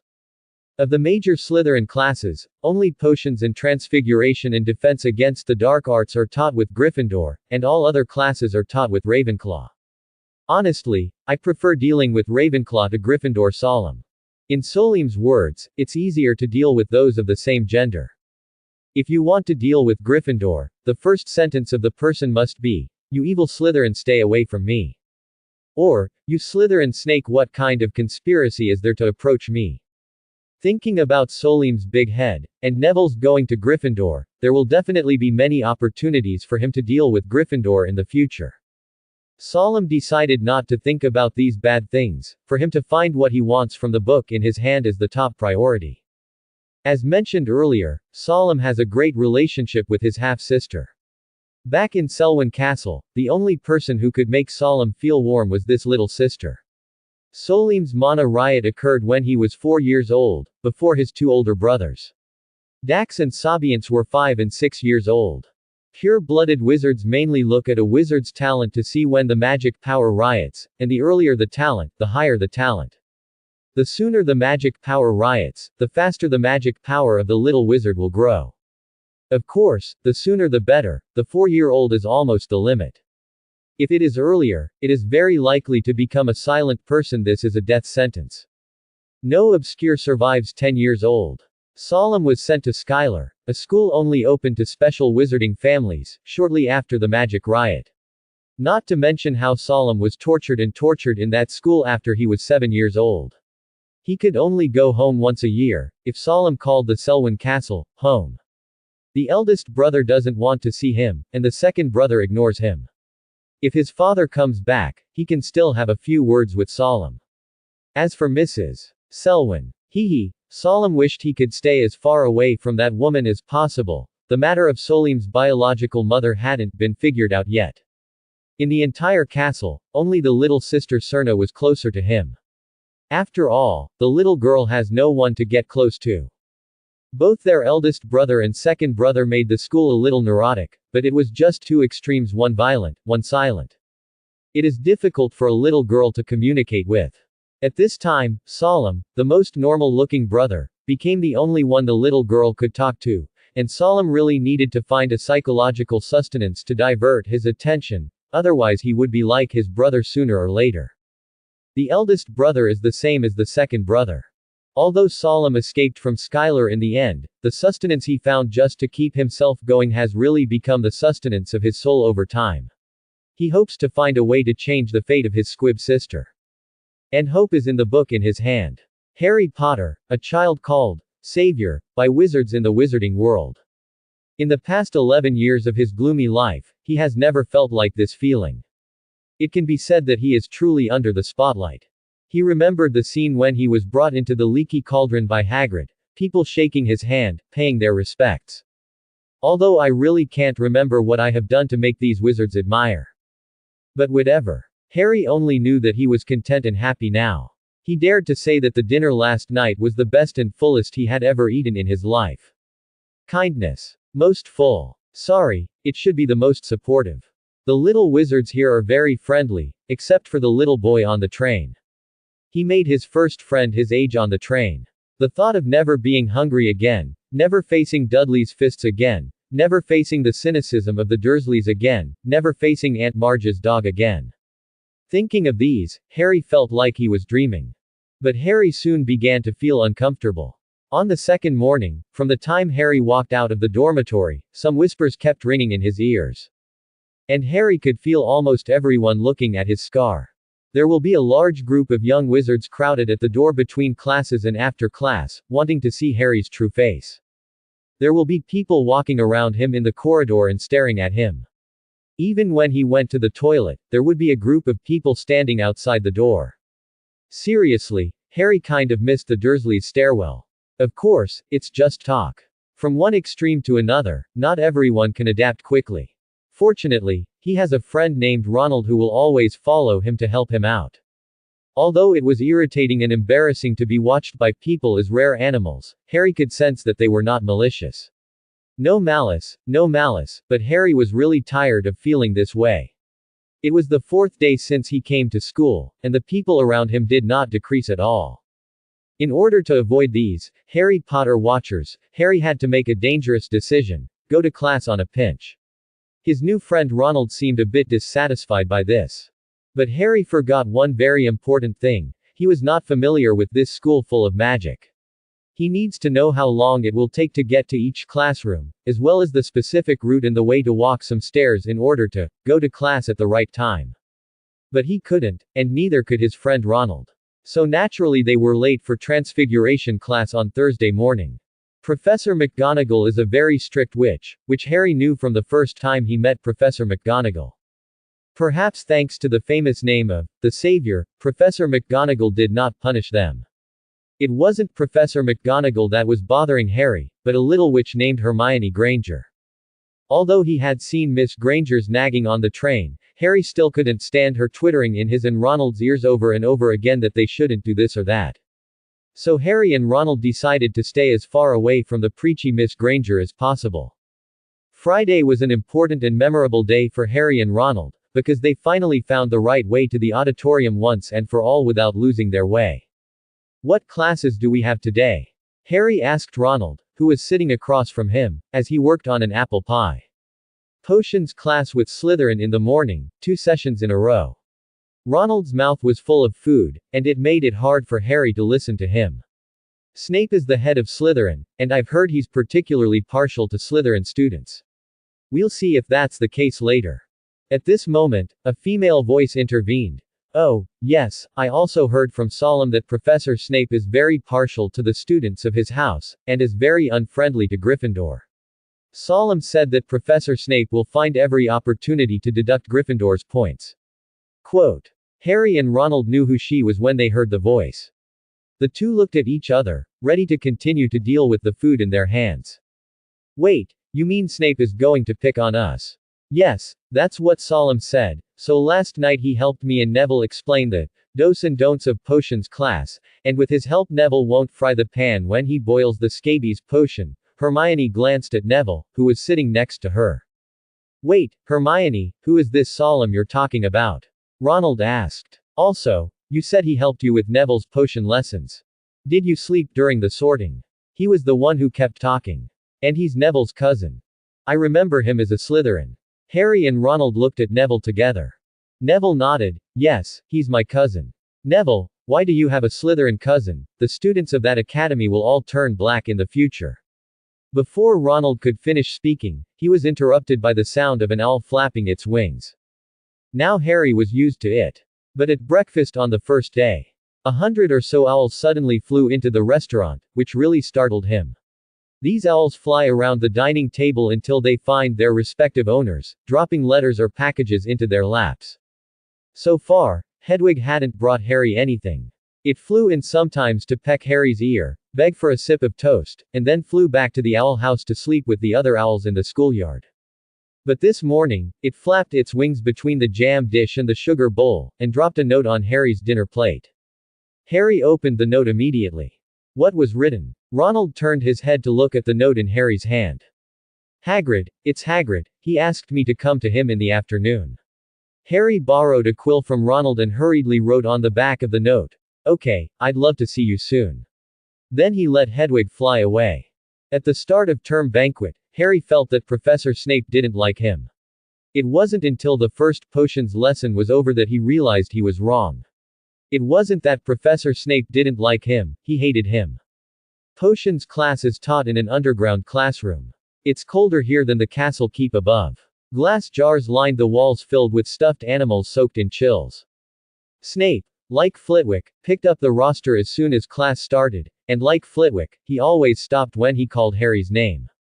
Oh, yes, he whispered, Harry Potter, this is our newcomer, well known. Draco Malfoy and his two henchmen, Crabbe and Goyle, put their hands to their mouths and giggled. After Snape called, he looked up at the class, eyes as dark as Hagrid's, but without Hagrid's warmth. His eyes are cold and empty, making you think of two dark tunnels. You have come here to learn the delicate science and exacting art of potion making, he began, his voice barely above a whisper, but every word caught him. Like Professor McGonagall, Professor Snape had the intimidating power to bring order to the classroom with little effort. Many of you won't believe it's magic, as there's no foolish wand waving here. I don't expect you to really appreciate the beauty of that simmering cauldron with its white smoke and fragrance. You don't really understand the liquid that flows into people's veins, the magic that makes people's hearts sway and their minds bewildered. I can teach you how to increase your reputation, brew glory, and even prevent death, but only one thing. That is, you are not me, just the kind of stupid fools you've come across all the time. After he finished his short opening remarks, the class fell silent. Harry and Ronald raised eyebrows and exchanged glances. Hermione Granger almost moved over to the edge of the chair, leaning forward, looking eager to prove she wasn't a dumbass. Potter, said Snape suddenly. What would I get if I added powdered daffodil root to an infusion of wormwood? What grass root powder is put in what solution? Harry glanced at Ronald, who was just as dumbfounded as he was. Hermione's arms were raised high in the air. I don't know, sir, Harry said. Snape curled his lips contemptuously. Tisk, tisk, it seems that fame doesn't mean everything. Snape deliberately ignored Hermione's raised arm. Let's try again. Potter, if I asked you to find me a piece of bezoar, where would you find it? Hermione raised her hand as high as she could without leaving her seat, but Harry had no idea what is bezoar. He tried not to look at Malfoy, Crabbe, and Goyle, who were trembling with laughter. I don't know, sir. I don't think you've read a single book before term started, have you, Potter?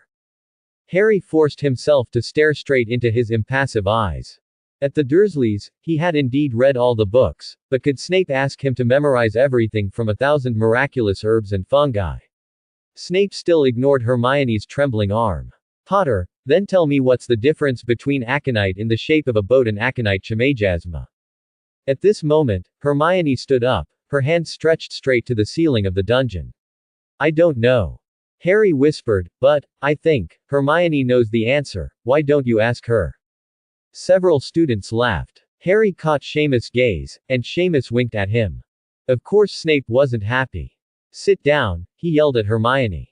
Let me tell you, Potter, daffodil root powder and wormwood can be mixed together to make a powerful sleeping potion, which is the water of death. Bezoar comes from the stomach of a cow. A kind of stone taken out of the plant has a strong detoxification effect. As for the Aconitum acanthus and Chimajasma aconitum, they are the same plant, and they are also collectively called aconitum. Do you understand? Why don't you write them all down?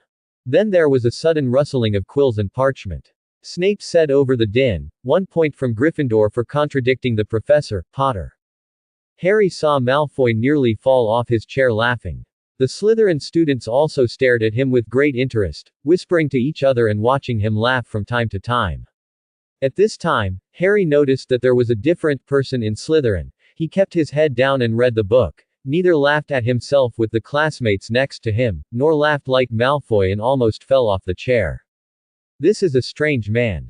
Harry thought. Under the influence of Ronald and Malfoy's appearance, not to mention the impression Snape gave him just now, Harry had a real distaste and disgust for Slytherins.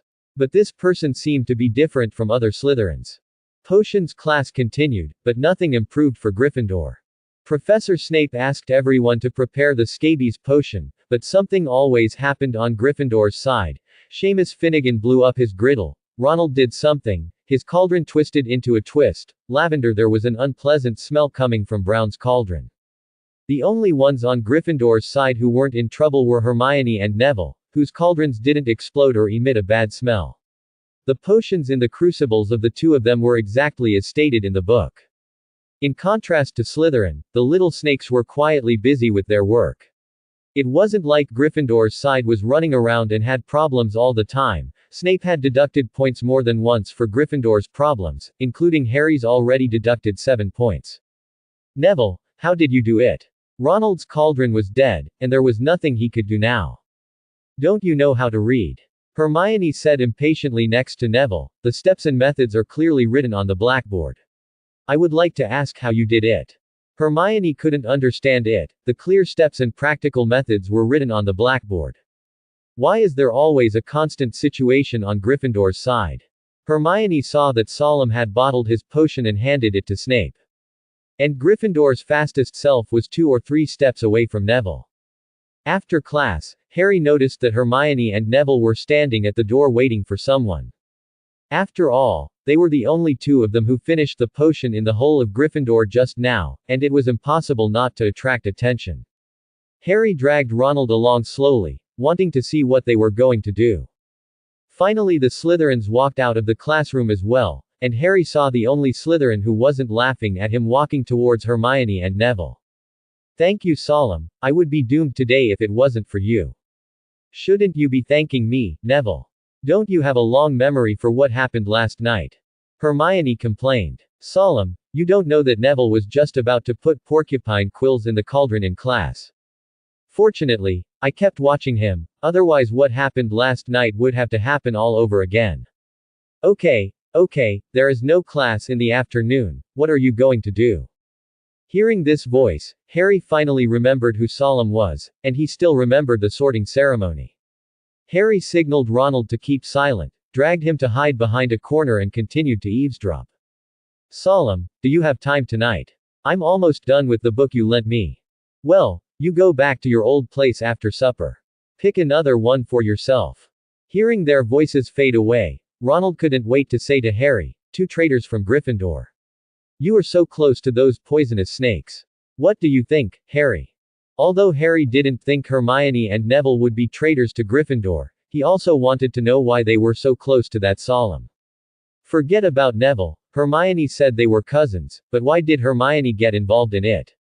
According to Hermione, they had practiced making scabies potion last night, so Hermione and Neville could finish Snape's homework in class today.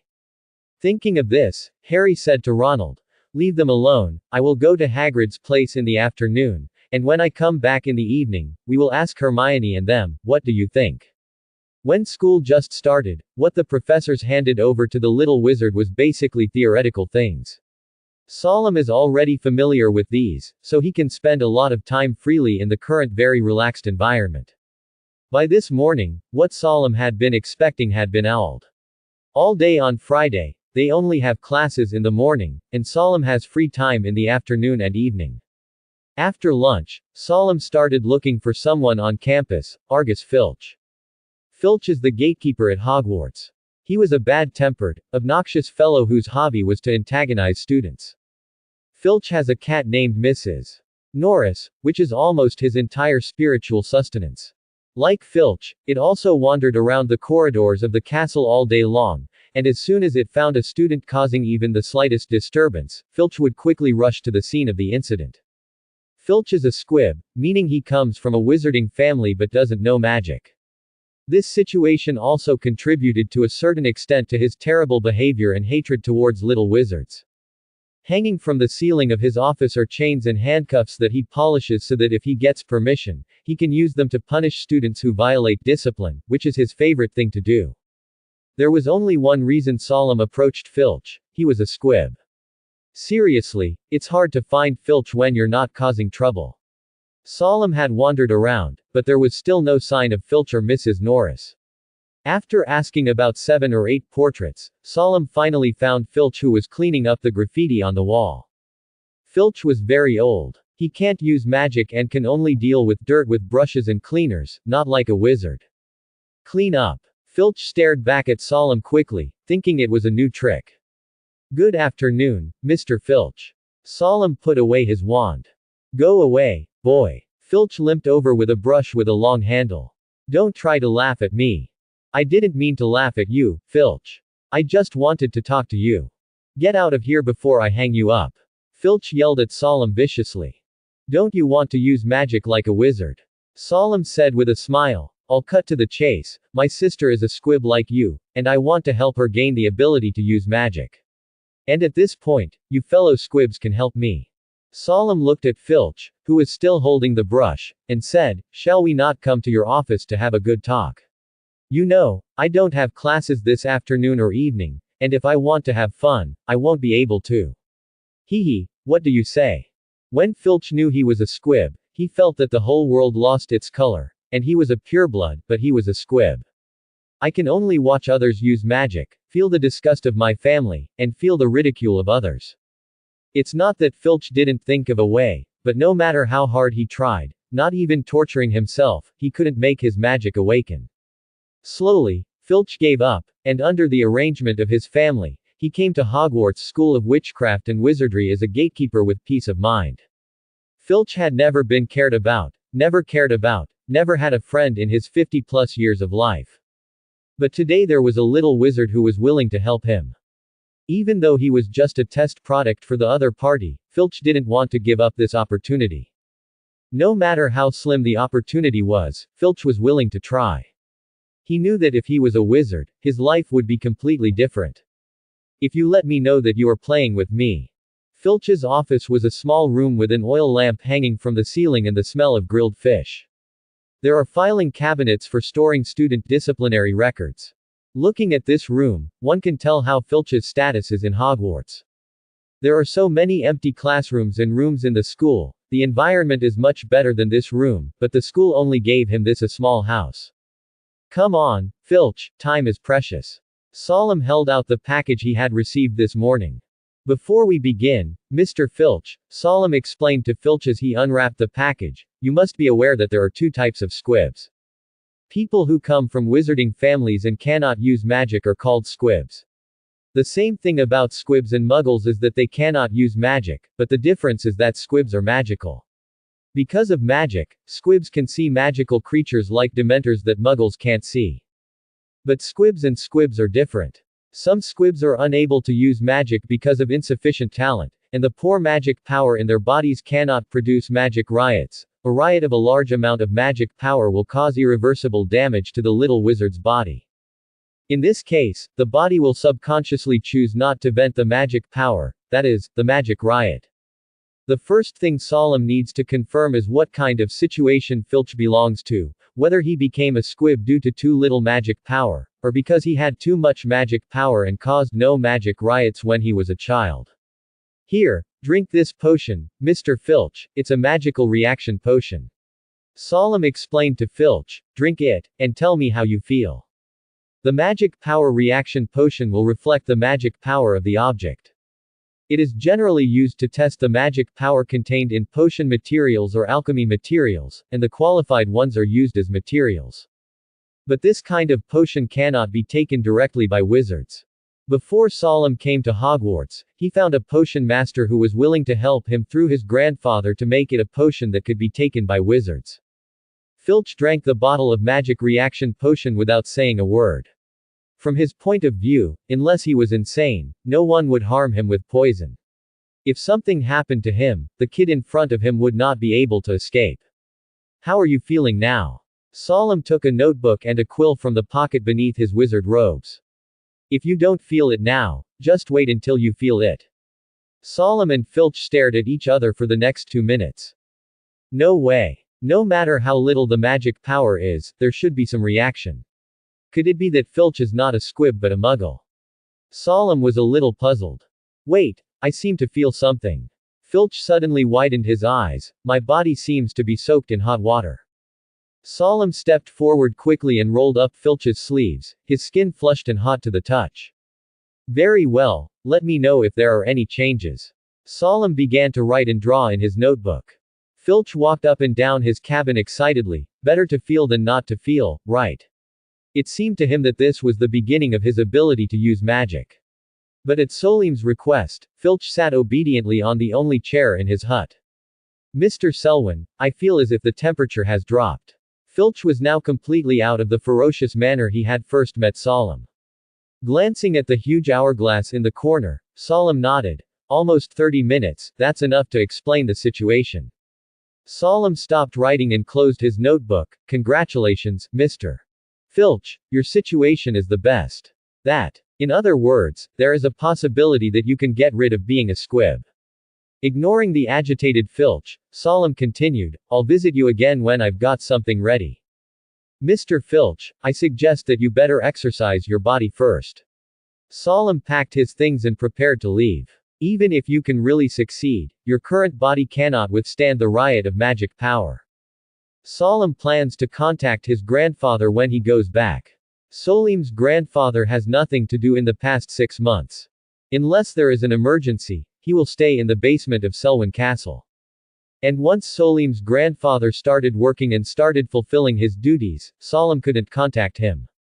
So Solemn is going to ask for help as much as possible when he can contact his grandfather. After all, this is also for a member of the Selwyn family. Solim's request to his grandfather was simple, to confirm Sierna's situation, and if it was the worst, then find another way. If it's the same as Filch's, let grandfather find as many squibs as possible to see if there are any individual differences.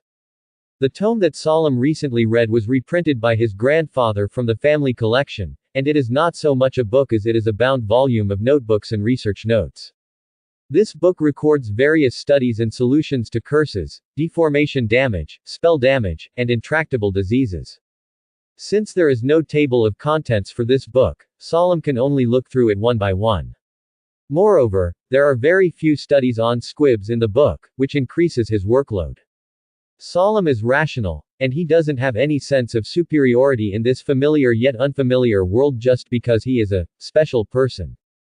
Thanks to his background, he knew many secrets that ordinary wizards would never know. Also benefiting from his origin, the door was opened to him with knowledge of magic that ordinary wizards could only dream of or even unheard of. Squibs are a social problem, a pure-blood social problem.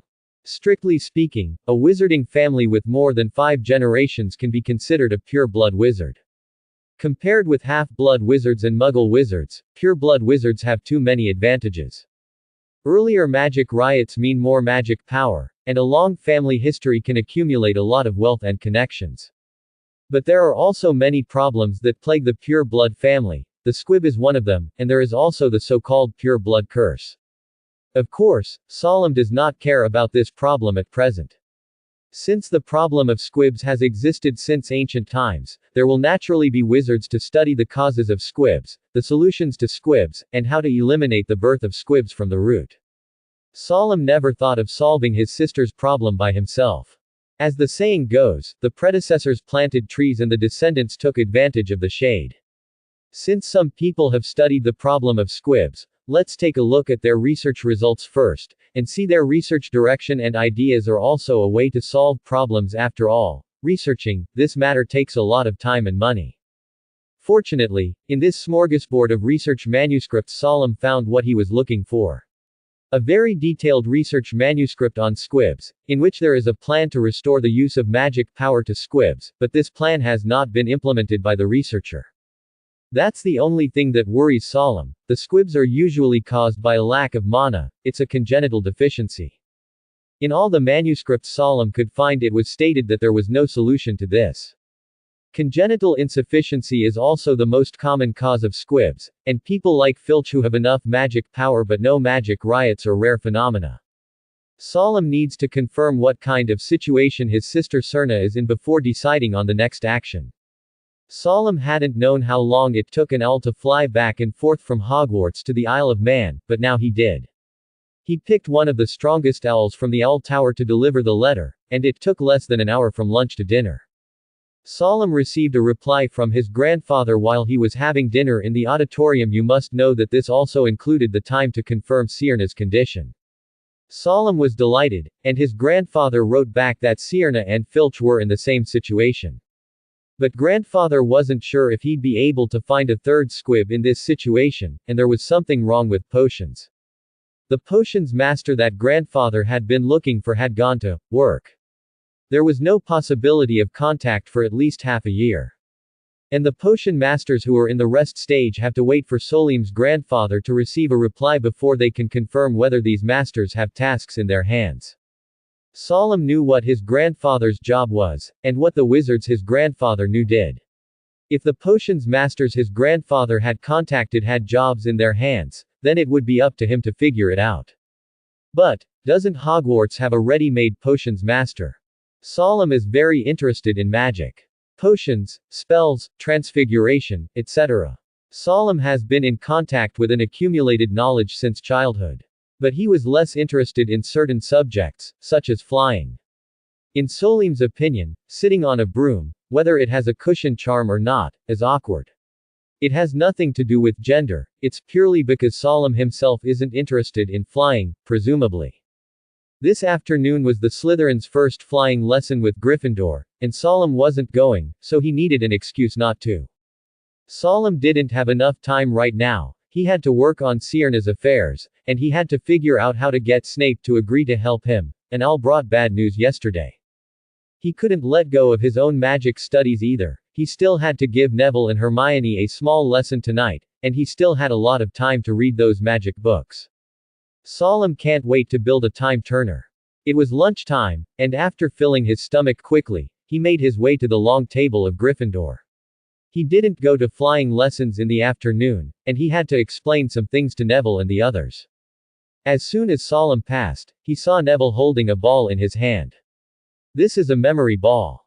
Neville explained to the surrounding students with his back turned to Solim. Grandma knows that I always have no memory, and the memory ball will tell you if you forgot to do something. Hold it like this, if it turns red, oh. Neville's memory ball turned red, that means you forgot something. That is to say, Neville, Solim said softly standing behind Neville, you forgot what I told you, did you? Neville turned his head quickly when he heard Solim's voice, and Solim dared to say that he heard Neville's cervical spine dislocation. Solim, oh my god, I remembered. The memory ball in Neville's hand turned white again. What are the Slytherin snakes doing in Gryffindor? The man knew who Solim was without looking. Now that you remember, get ready and I'll check it tonight. Don't disappoint your grandma, Neville. Solim ignored Ronald at all, patted Neville on the shoulder and nodded to Hermione before leaving. He believed that the clever little witch would keep Neville on good terms for the rest of the time. Hermione frowned as Ronald, who was still muttering, took Neville away. Hermione and Neville seldom go back to the Gryffindor lounge recently. Solemn Hermione knows that there are many, many empty classrooms and hidden rooms in Hogwarts. Hermione, who usually does homework and reads, tends to find such rooms instead of going back to Gryffindor. The common room, the Gryffindor common room was too loud for Hermione after all. With Solemn as the goal of learning and catching up, Hermione's burst of enthusiasm for learning is simply terrifying, and Solemn can feel Hermione's obvious progress every time she starts a small lesson. Flying lessons are no less important to first-year little wizards than primary school students taking computer lessons for the first time. The little wizards were bragging to each other about their flying experiences. If people who didn't know the details heard this, they would think they were a group of world-class Quidditch stars. Neville didn't say a word, because he had never touched a broom, he had only flown once, when he was thrown from upstairs by Uncle Argyle. Hermione's approach is very, Hermione, holding a book introducing flying and reading it non-stop, hoping to master flying skills through the book. Hermione, Solemn said that flying is a matter of talent. What is written in the book should not help you. Neville's change is quite big, at least he will not stutter because of nervousness now, except for the face to Solemn. So what? I'm Muggle-born, and I've never flown before. Hermione had been nervous ever since she knew she had flying lessons in the afternoon. I guess it's okay, Solemn, he told me, he hasn't flown before, and he hates brooms. Neville and Hermione were following the peloton to the lawn where they were taking flying lessons. That's why he doesn't come for flying lessons, Neville whispered to Hermione.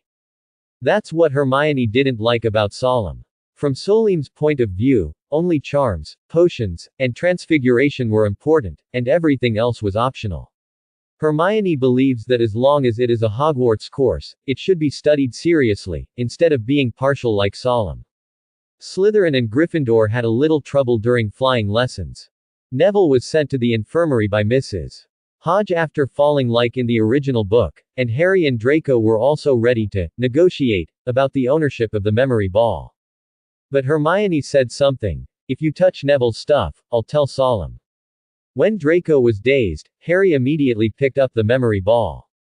Draco's face was a little uncomfortable. He was threatened by a mudblood, as the young master of the Malfoy family. You bloody mudblood, you dare to threaten me. Draco, who felt that he had lost face in front of the Slytherin students, said something that didn't pass through his brain at all. Putting Gryffindor and Slytherin together, without the professor watching them, this has the conditions of conflict, so what else can the result be? When Professor McGonagall arrived in a hurry, many people were already lying on both sides. The final result was that Gryffindor and Slytherin each deducted 100 points. Draco was referred to Snape's office by the ear of Professor McGonagall. Solemn looked at Professor McGonagall and Draco at the door in surprise. In his impression, Professor McGonagall took Harry to Wood instead of taking Draco to Snape for flying lessons. Solemn was a little annoyed when his conversation with Snape was interrupted as soon as he got to the point. Professor Snape, Mr. Malfoy insulted a Gryffindor girl in flying class, causing the freshmen of Slytherin and Gryffindor to fight. I haven't seen a group of freshmen fighting in all these years of teaching. I hope you can let Mr. Malfoy know his mistake. Professor McGonagall finished before noticing that there was another person in the office. Mr. Selwyn, why are you here? Didn't you take flying lessons? Skipping classes is not something a good student should do. Professor McGonagall had a good impression of Solemn, whether it was in class assignments or after class homework. Solemn always does a great job. I'm sorry, Professor McGonagall, but I have something to do with Professor Snape. It won't happen again. Solemn admitted his mistake honestly. When the elders point out your mistakes, no matter it is right or wrong, as long as you don't want to complicate things, it is best to admit your mistakes readily. Solemn didn't want to draw fire on himself by forcing an explanation or being stubborn. Looking at Professor McGonagall leaving, Snape slowly shifted his gaze to Draco. No, next time. Turn around and close the door in one go. In the office, looking at Snape who had returned to his desk, Solemn said, as I said just now, Professor, I need your help. All of Hogwarts knew that Snape favored the Slytherin students, but only favorably. Ever since Solemn received his grandfather's second letter, he had been thinking about how to get Snape, a potion master, to agree to help him research and develop potions. In order for squibs with a lot of magic power in their bodies like Filch and Silna to be able to use magic power again, there must be a potion that can revitalize these lifeless magic power. Solemn looked through the books too, and he couldn't find a potion that had this effect. In desperation, he could only trouble his grandfather, but his grandfather was not good at potions, so his grandfather could only go to his colleagues. Unfortunately, these so-called colleagues are too busy to spare time to help. It all went back and forth and Solemn had no choice but to try his luck at Snape's place. Unexpected rejection. Solemn had been prepared for Snape's rejection. For Snape, Solemn can be said to be very understanding. He knows how to deal with this man who is cold on the outside and hot on the inside. Avada Kedavra is an amazing spell, Professor Snape. Seeing that Snape's face turned cold, Solemn continued, I'll forget it, but Potter was hit directly, and he didn't die. Lily Vance's bloodline protection charm protected Potter from death. But that lunatic. Solemn pointed at Snape's arm, the one who left your mark. Well, let's just say, why didn't he die? Professor Snape, do you know why? Does this have anything to do with me? Snape looked at Solemn with blank, numb eyes, and Solemn knew he'd activated occlumency when he heard Harry's mother's name. Of course, Professor, of course. Do you know such a thing as a Horcrux? Solemn ignored Snape's reaction when he heard the Horcrux and continued, the wizard who made the Horcrux, there is no such thing as a Horcrux. It cannot be killed until it is destroyed. So. Solemn smiled and did not continue. Snape unconsciously grabbed his left arm. That's where Voldemort had given him the dark mark. Yeah, he'll definitely be back. I don't think the headmaster told you that. Solemn looked around, but couldn't find a place to sit, except for Snape's lap. So do you think an old Dumbledore can stop Voldemort? Can protect Potter? can destroy that madman's Horcrux and send him to death. Solemn hoped to find someone in Snape's office who could cast a polymorph target, a target capable of turning into a chair. Unfortunately he failed. He had to keep standing. You mean you can do it? I doubt it. I don't have to deal with that lunatic, and I don't have to destroy his Horcrux. These are the headmaster's concerns. What I'm saying is that I can help you protect Potter. Potter hates you, and you hate him. As long as the eyes are closed, blind people can see it. But there is no conflict between me and Potter. Even if I am a Slytherin, even if the Weasley red hair is on the sidelines, I can find a good reason to be close to Potter. After all, my stupid cousin it belongs to Gryffindor, so I can intervene in Neville's affairs in a fair manner. It's ridiculous. Snape asked, looking at Solemn who was looking around in his office. Why do you think I care whether Potter lives or dies? Professor. Solemn turned his head to look at Snape. It's not interesting for you to do this, I came here with sincerity. Walking to Snape's desk, Solemn rested his hands on the desk and looked into Snape's eyes. Don't confuse me with those ordinary wizards, I know more than you can imagine, Professor. Snape was unimpressed. Okay, Professor Snape, I'll make one last offer. You settle the potion thing for me, and I'll let you meet someone. Solemn smiled. Lily Evans. Snape stood up abruptly, looking directly into Solemn's. Professor, you really have no scruples. Solemn looked away. Aren't you afraid of turning me into an idiot with such a rough legilimency? She's dead. Snape's steady voice couldn't hide the trembling inside him. Solemn could feel it. Oh, of course she's dead. Solemn motioned Snape to sit down. To survive a blood curse is rarer than to survive a cadavan curse. Signaling Snape to stay calm, Solemn continued, Potter's mother used the blood curse, although I don't know how she learned this magic, but she did use it. There is absolutely no wizard who uses the blood curse. Survival possible. Let's put aside the topic of magic, let's talk about life. Looking around again, Solemn said with a little embarrassment, before then, Professor, can you help me get a chair out? Your office is full of bottles cans, I can't even find the target of the spell. Solemn's current transfiguration can only transform matter, and cannot conjure something out of thin air like a powerful shapeshifter. Snape drew his wand. Ah, Professor, you'd better bring a backrest.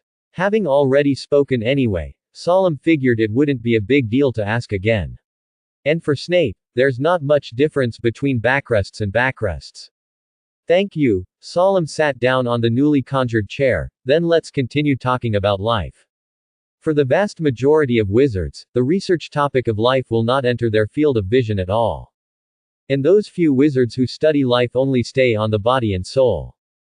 But Solemn learned about the three elements of a complete life through the manuscripts of a wizard named Lard: body, soul and consciousness. The body wraps the soul, and the soul wraps consciousness. Having all three can be called a complete life. The ghosts of Hogwarts are not spirits, but remnants of consciousness. Although most wizards regard them as spirits. Generally speaking, the inability of the body to continue to carry the soul means death. But the soul will not dissipate immediately, the soul will age just like the body.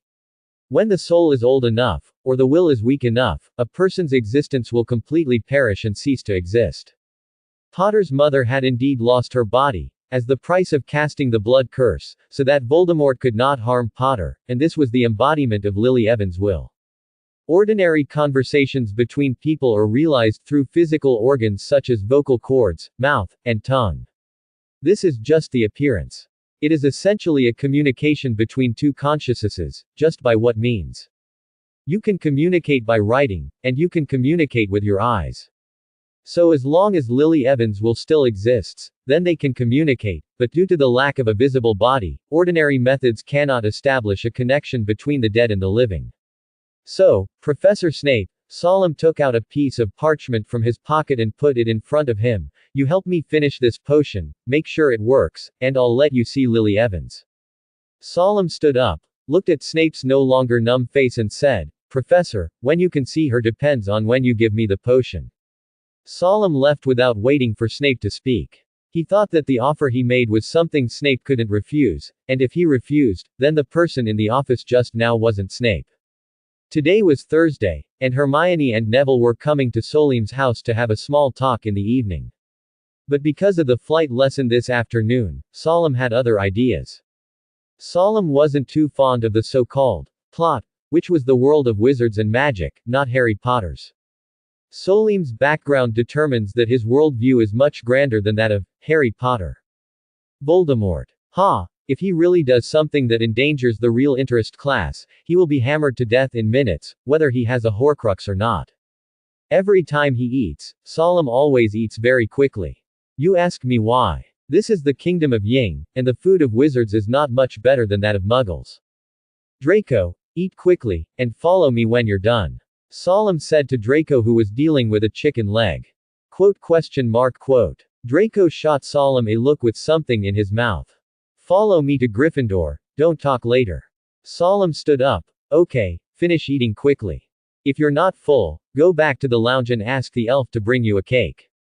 Solemn wandered over to the Gryffindor table with Draco, who still had a question mark on his head. Hermione was drinking soup, and it seemed she had almost eaten.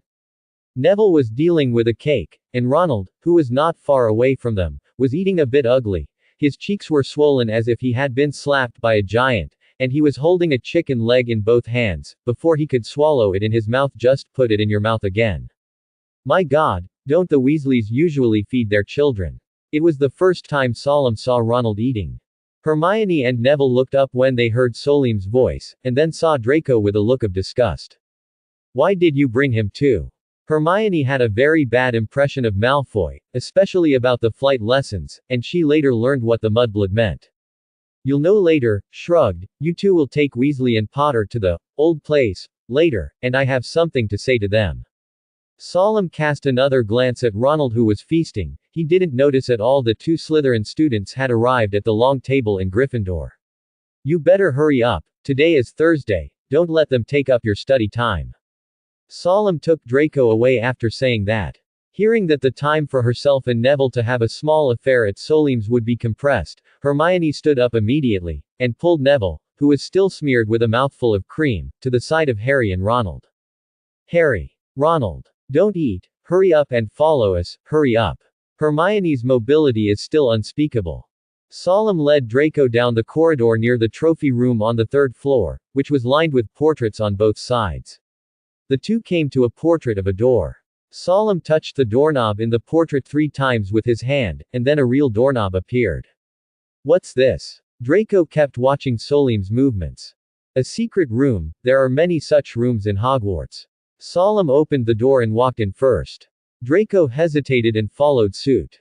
When the door was closed, the doorknob on the portrait disappeared, and it became what a painting should be. After Draco came in, he began to observe this hidden room. It didn't look like a classroom. What he was in now was a circular room with 3 door frames without doors leading to other rooms. What kind of place is this? I never knew there was such a room in the school. Draco looked back at the door that had just closed behind him. I come here every February, 4th and 6th to tutor Neville, and Hermione by the way. Solemn led Draco to another room that looked like a lounge. There were several chairs in the room, and Solemn and Draco sat down. What were you thinking this afternoon? Making such a big fuss. Solemn put his feet up on the other chair. I think you're usually a smart person, why do you become stupid when you meet Potter? Forget it, after Potter and Weasley come, don't talk, wait for me. Solemn saw the door of the circular room in the middle was opened, and Hermione was leading the people inside. Draco, don't let me hear the word mudblood from now on. Solemn said in a low voice to Draco, who was staring at Potter. Papa, Solemn clapped his hands when he saw that everyone was here. Since you're all here, sit down. Harry and Ronald looked at each other and sat down obediently. I don't know what Hermione said to the two of them on the way, but they were surprisingly honest. We all know each other, so I'll just say it. Solemn put his feet down and sat upright. First of all, Draco was indeed at fault, and I apologize to you on his behalf. Solemn glared at Draco, who was about to speak. Didn't he have a mouth himself? Ronald glared at Draco as well. Harry, may I call you that? Solemn asked Harry with a smile, not picking on Ronald. Of course, you can call me Solemn, I think you should know me. Harry nodded, no problem, Solemn. Harry's impression of Solemn was good, at least he didn't like to laugh at himself in potions class like other Slytherins. Actually, you were implicated today, of course, on the train too. Seeing a circle of people looking at him, Solemn continued to explain, the bad relationship between the Malfoy and Weasley families is well known, you just happened to caught between the two of them. He raised his hand and shook it, signaling Harry to listen to him first.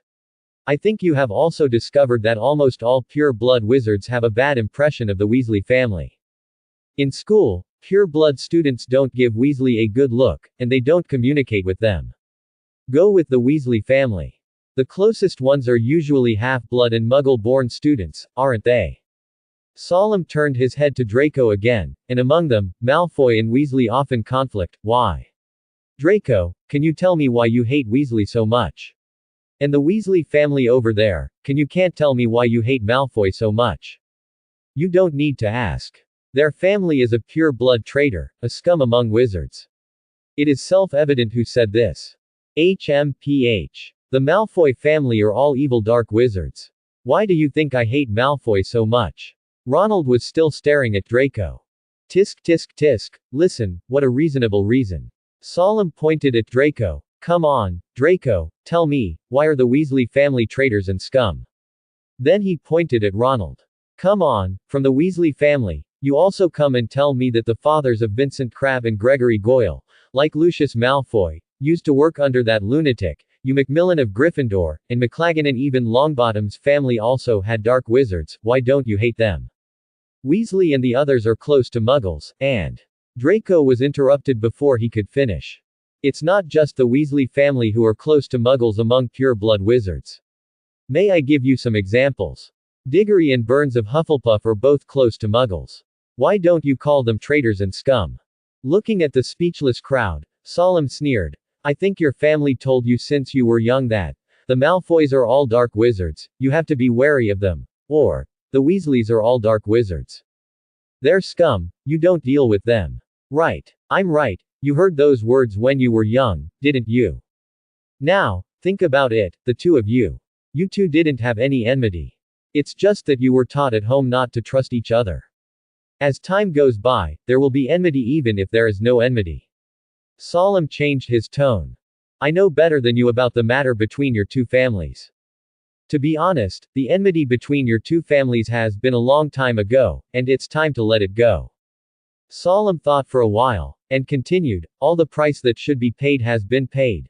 The loss that should be borne has also been borne. What? You still want your children and grandchildren to continue to be like you. When you meet, you will be angry, dissatisfaction will turn into disgust, and hatred will ferment into hatred. Then what? The two of you are going to kill me again. Solemn, are you saying you know the reason why Malfoy and Weasley hate each other? Hermione listened with strained ears for a long time. She could tell that Solemn was going to resolve the feud between Malfoy and the Weasleys, or at least between Ronald and Draco. Yes, the father of the two of them also knows. Solemn touched his chin, but I guess I didn't explain the ins and outs to their son. Why? For hatred, you have to make it clear. How did the other party feel sorry for us, and why do we hate them? Or don't say it, so that the next generation will not have to bear hatred. It doesn't make sense to say that like Malfoy and the Weasley family, it's just that the two families hate each other. The two families seemed inexplicable to Hermione. It's a long story, Hermione, I think you have a general understanding of the wizarding world now. I want to ask you how much you know about the real history of wizards, that is, the history of ancient wizards fighting for the living space of the entire race. Solemn asked Hermione an irrelevant question. Is that the history of wizards fighting against all kinds of magical creatures and magical races, and defeating them to establish the wizarding world. Hermione has been interested in the history of wizards since she knew she was a wizard. She also reads professional magic books, but what I look at more is historical humanities and various anecdotes, or biographies. The ancient wizards had a miserable life. Of course, only for a while. Before the invention of the wand, as long as it was a magical race, it could bully humans. The magical talent of human wizards is really incomparable with those creatures born with magical powers, and at that time there were many magical creatures that were extinct in modern times and fed on humans. Fortunately, however, the wand was invented. Then came the use of offensive magic, meaning wizards had the power to fight back. A large number of spells were researched and used in wars between wizards and other magical races, and wizards gained a huge advantage until they encountered elves. Elves are humanoid creatures who are arguably the darlings of magic. Their theoretical lifespan is 800 years, and elves are born with magical powers. This means that the magic power of elves is much stronger than that of wizards. No matter what kind of magical creature it is, the accumulation of magic power depends on time. Suppose, an elf who is hundreds of years old and a human wizard who is several decades old have a movie. Given the elves' terrifying affinity for magic power and the huge magic power accumulated in a long life, how can you fight against others as a human wizard? Magic affinity is definitely not as good as other elves. No matter how bad the elves are, people start to accumulate magic power in the womb.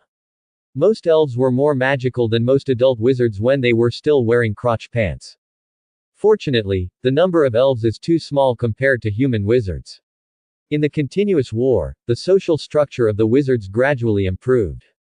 The most important of these are the establishment of the Presbyterian Church and the establishment of Schuyler. In earlier eras, wizard families educated the next generation like this. Zhang San's family was good at potions, Li Si's family was good at cursing, Wang Wu's family was good at using magic power, and Zhao Lu's family had many spells. Several families gathered the next generation, and each family sent out a person to teach these little wizards. This was the predecessor of Schuyler. If the establishment of the Presbyterian Church is to unify the wizards into one fist, then Schuyler is the force to punch out. Yes, human beings have poor magical talent, poor magical affinity, fragile bodies, and short lives. These are objective facts. But human beings also have advantages, that is, endless desire and strong reproductive ability. In the non-stop war, most of the magic races were defeated, and some were driven to extinction by wizards. But the elves still exist, and both elves and wizards have learned a lot from each other during the war. The unique magic of elves was later studied by wizards and invented the Imperious Curse. And the elves also found the trick to unleash destructive magic from the captured wands. The war escalated as the elves also mastered offensive magic. Given the powerful magic power of the elves, the power of these magics is very powerful, and the wizards did suffer huge losses at first. But the number of elves is too small, and their long growth cycle determines that they cannot fight a war of attrition with human wizards. Gradually the elves disappeared from the wizards' sight. They hid, recuperated, and licked their wounds. But they didn't forget their hatred. Elves are also intelligent creatures. They used their unique magic to induce a wizard. When the wizard led a group of wizards into the trap carefully prepared by the elves, what was the result? So, Hermione hesitated, that wizard is the ancestor of the Weasley family. Yeah, Nigel, or Neglis, I can't remember. Solemn shrugged. A total of 14 wizards died in that ambush by the elves, including 3 great wizards. One of the Malfoy family, one of the Black family, and one I forgot, but that family has disappeared. Solemn sneered, Great wizard, that's a great wizard. Great wizards like Grindelwald, Dumbledore, and Voldemort were killed 3 at once. What do you think the clansmen of these great wizards will do? Draco was full of disbelief. Why didn't my father tell me? Also, Solemn, what happened afterwards? Later. Huh. Solemn sneered. Does it need to be said? This kind of thing can't be hidden from the Presbyterian Church. Those murdered families led all their troops to wipe out the Weasley family, leaving no one alive. The wealth of the Weasley family was divided up by the families of the victims. But thanks to the fact that the Weasley family is also a contract family of the Presbyterian Church, they later kept the most remote bloodline and did not kill them all. How could they do this? Ronald stood up excitedly, and shouted loudly, You also said that he was bewitched by the magic of the elves. Glancing at Ronald with a cold face, Solemn twitched the corners of his mouth in disdain. That's an official statement. At that time, the Presbyterian Church was not separated from the ordinary wizarding society. The Weasley family has elven blood, and they were confused by the outside world. It also saved the Weasley family's face. Besides, it doesn't matter if you were deceived or really betrayed. Does it matter now? Since the wizards know that their magical talent is not as good as that of the elves, they must first find ways to make up for this gap. What better way to have a baby than with an elf? Basically, wizards whose cores are unicorn tail hairs have elven blood. Not only elves, some extreme wizards even use the dangerous and unstable method of magical transformation to obtain the blood of certain species. The best example is Parseltongue. Weasley, your family should be grateful to Malfoy and the surviving wizarding families, Solemn said. What? They made us into what we are now, and I still have to thank them. Ronald shouted with a look of disbelief. Do you know what a contract family is? The contract family in the Presbyterian Church means that no matter what changes your family suffers, the Presbyterian Council will ensure the continuation of the family's bloodline. Solemn looked at Ronald sarcastically. Even if it is a mutiny or a vendetta, even if the entire wizarding world wants to kill you, the elders will let your family continue. But this contract is time limited, and the Weasley family has long since expired. The families that have been killed are not only it was the Malfoy family that survived, but. Glancing at Draco, Solemn continued to say to Ronald, the other families are now living under the control of the Presbyterian Church, and the rules of the Presbyterian Council prevent them from going to the ordinary wizarding world as here to make troubles. However, even Malfoy, who is now in decline, wants to kill your family without any trouble. So, Weasley, don't you think you should be grateful to Dade? Lucius has good relationships with a large number of pure-blood families, he also has strong connections in the Ministry of Magic, and their family also has a lot of gold galleons. If we really want to punish Weasley, Ronald's father's job will definitely be lost. Ronald's eldest brother, Bill, couldn't keep his job at Gringotts. Malfoy was a shareholder of Gringotts, and Malfoy, the dragon farm where his second brother Charlie worked, also had shares. These three people are the current source of income for the Weasley family. All three of them have been laid off. What will your Weasley family eat and drink? Sure, maybe a little savings, but how long? Surely you'll be looking for a job, right? So here comes the problem, you don't have to think about all the properties of pure-blood wizards and the properties in which they have shares. What to do? Are there any industries that are not related to pure-blood forces? The answer is no. Pure-blood forces have infiltrated every aspect of the wizarding world. If you don't work, you don't work, the Weasley family can start their own business. Then open a shop yourself. Sorry, the Ministry of Magic will not approve it for you. Okay, then I'll go to Diagon Alley to practice the booth, shall I? Minutes later, someone from the Ministry of Magic will confiscate your belongings, and you may even be fined.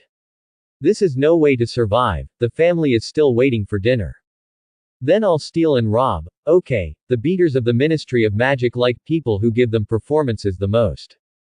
But the Weasley family can't do anything illegal, so what if the wizarding world can't survive? Go find something to do with muggles.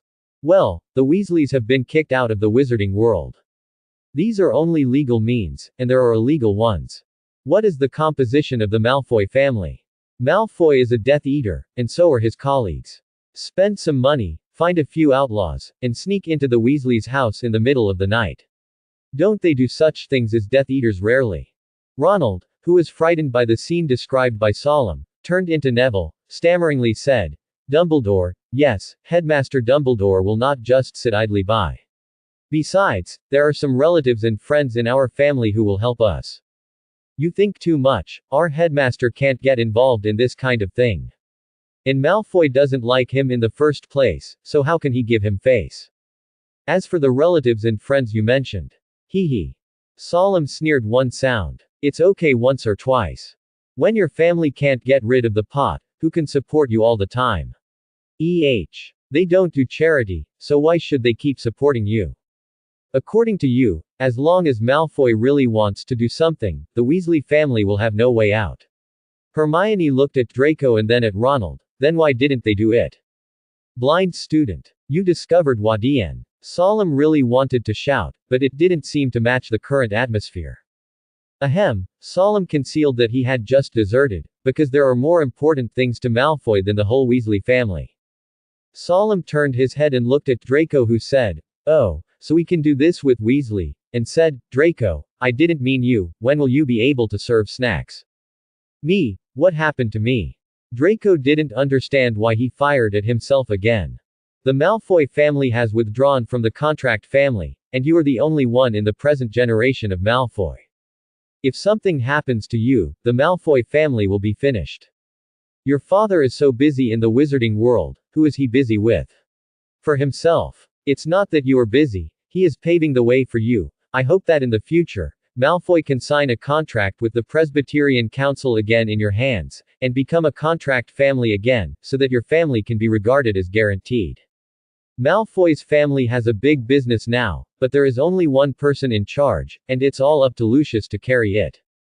Moreover, Lucius's level of magic is really not very good. After all, he is always running around on business trips, so how could he have time to study magic? Now that there is no protective umbrella, if some families really want to unite and want to take Malfoy hard, he really can't bear it. That's why Lucius kept telling Draco to restore the glory of the Malfoy family.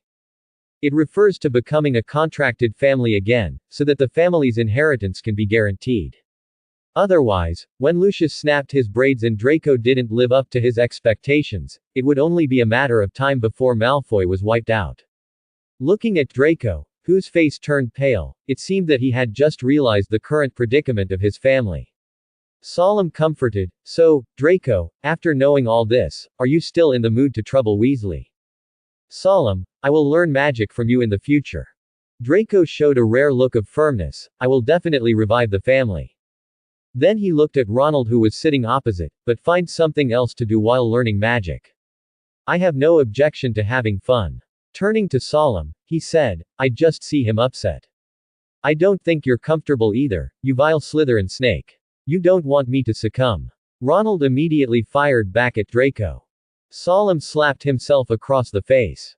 "Oh, after working on it for a long time, I said that my mouth is dry, and my feelings are all wasted work, right? Ronald." Hermione growled. HMPH. "Anyway, I can't trust Slytherin's poisonous snakes. Come here if you want, and see who is afraid of whom." After speaking, Ronald stood up and left without looking back. Harry looked at Solemn, then at Hermione, and after thinking about it, he followed Ronald. "Okay, let them go." Solemn stopped Hermione from wanting to keep Harry and Ronald. "I don't expect the matter between the two of them to be resolved, it's fine to ease it. As long as you don't mess around, I'm lazy tube. Is it really okay?" Hermione looked at the door the two had just left. "What's the matter? They'll just get points deducted like this time if they make a fuss." Solemn shrugged his shoulders with a look of indifference. "Points deducted. That's 100 points. Hermione exploded on the spot when she heard the points deducted, and complained loudly, "That's 100 points, God knows when it will be earned back. It seems that the Academy Cup is hopeless gone." "College Cup." Solemn looked at Hermione with a look of surprise on his face. "I didn't know you would care about such things. Something like the Academy Cup is an honor, but it has no benefits. Such a thing is as good as non-existent to Solemn. But unlike Solemn, Hogwarts students are uncharacteristically passionate about pursuing the House and Quidditch Cups. But in Solemn's opinion, something like the Academy Cup can't prove anything. The gold content of the Academy Cup is not as high as the Quidditch Cup. Solemn usually does not take the initiative to answer questions unless the professor rolls his name in class. After all, most of what is taught in schools now is theoretical knowledge, which he had mastered when he was 4 to 5 years old. However, the emphasis of teaching at Hogwarts and Schuyler is different. Hogwarts emphasizes theory, and many practical classes have been cancelled, such as the duel class that has been cancelled for nearly 100 years. And Schuyler is more practical, teaching you how to kill others and how not to be killed by others. Generally speaking, Hogwarts is inferior to Schuyler. In terms of educational resources, Schuyler is several blocks away from Hogwarts. Important courses such as spells and transfiguration are taught by great wizards, which is incomparable to Hogwarts. Wait, Solemn, you just said that Neville's family also had dark wizards. Hermione suddenly remembered that Solemn had just made a big news. Yeah, is there anything strange? Solemn thought for a while, and suddenly realized, oh, right, I forgot, most wizards have a different definition of dark wizards than we do. The definition of a dark wizard is different from yours. Before talking about this topic, Let me ask you, Hermione, Draco, and Neville, in your opinion, what is a black wizard and what is a white wizard? Solemn looked around and looked at the remaining three people. The book says that evil and cruel wizards who are good at using black magic are black wizards. Solemn rubbed his face and said to Hermione helplessly, Hermione, in addition to highly professional magic books, don't trust too much in books like history and biographies. Content. Sighing, Solemn decided to ask them to correct their misconceptions. Thanks for watching. Please subscribe and support our channel.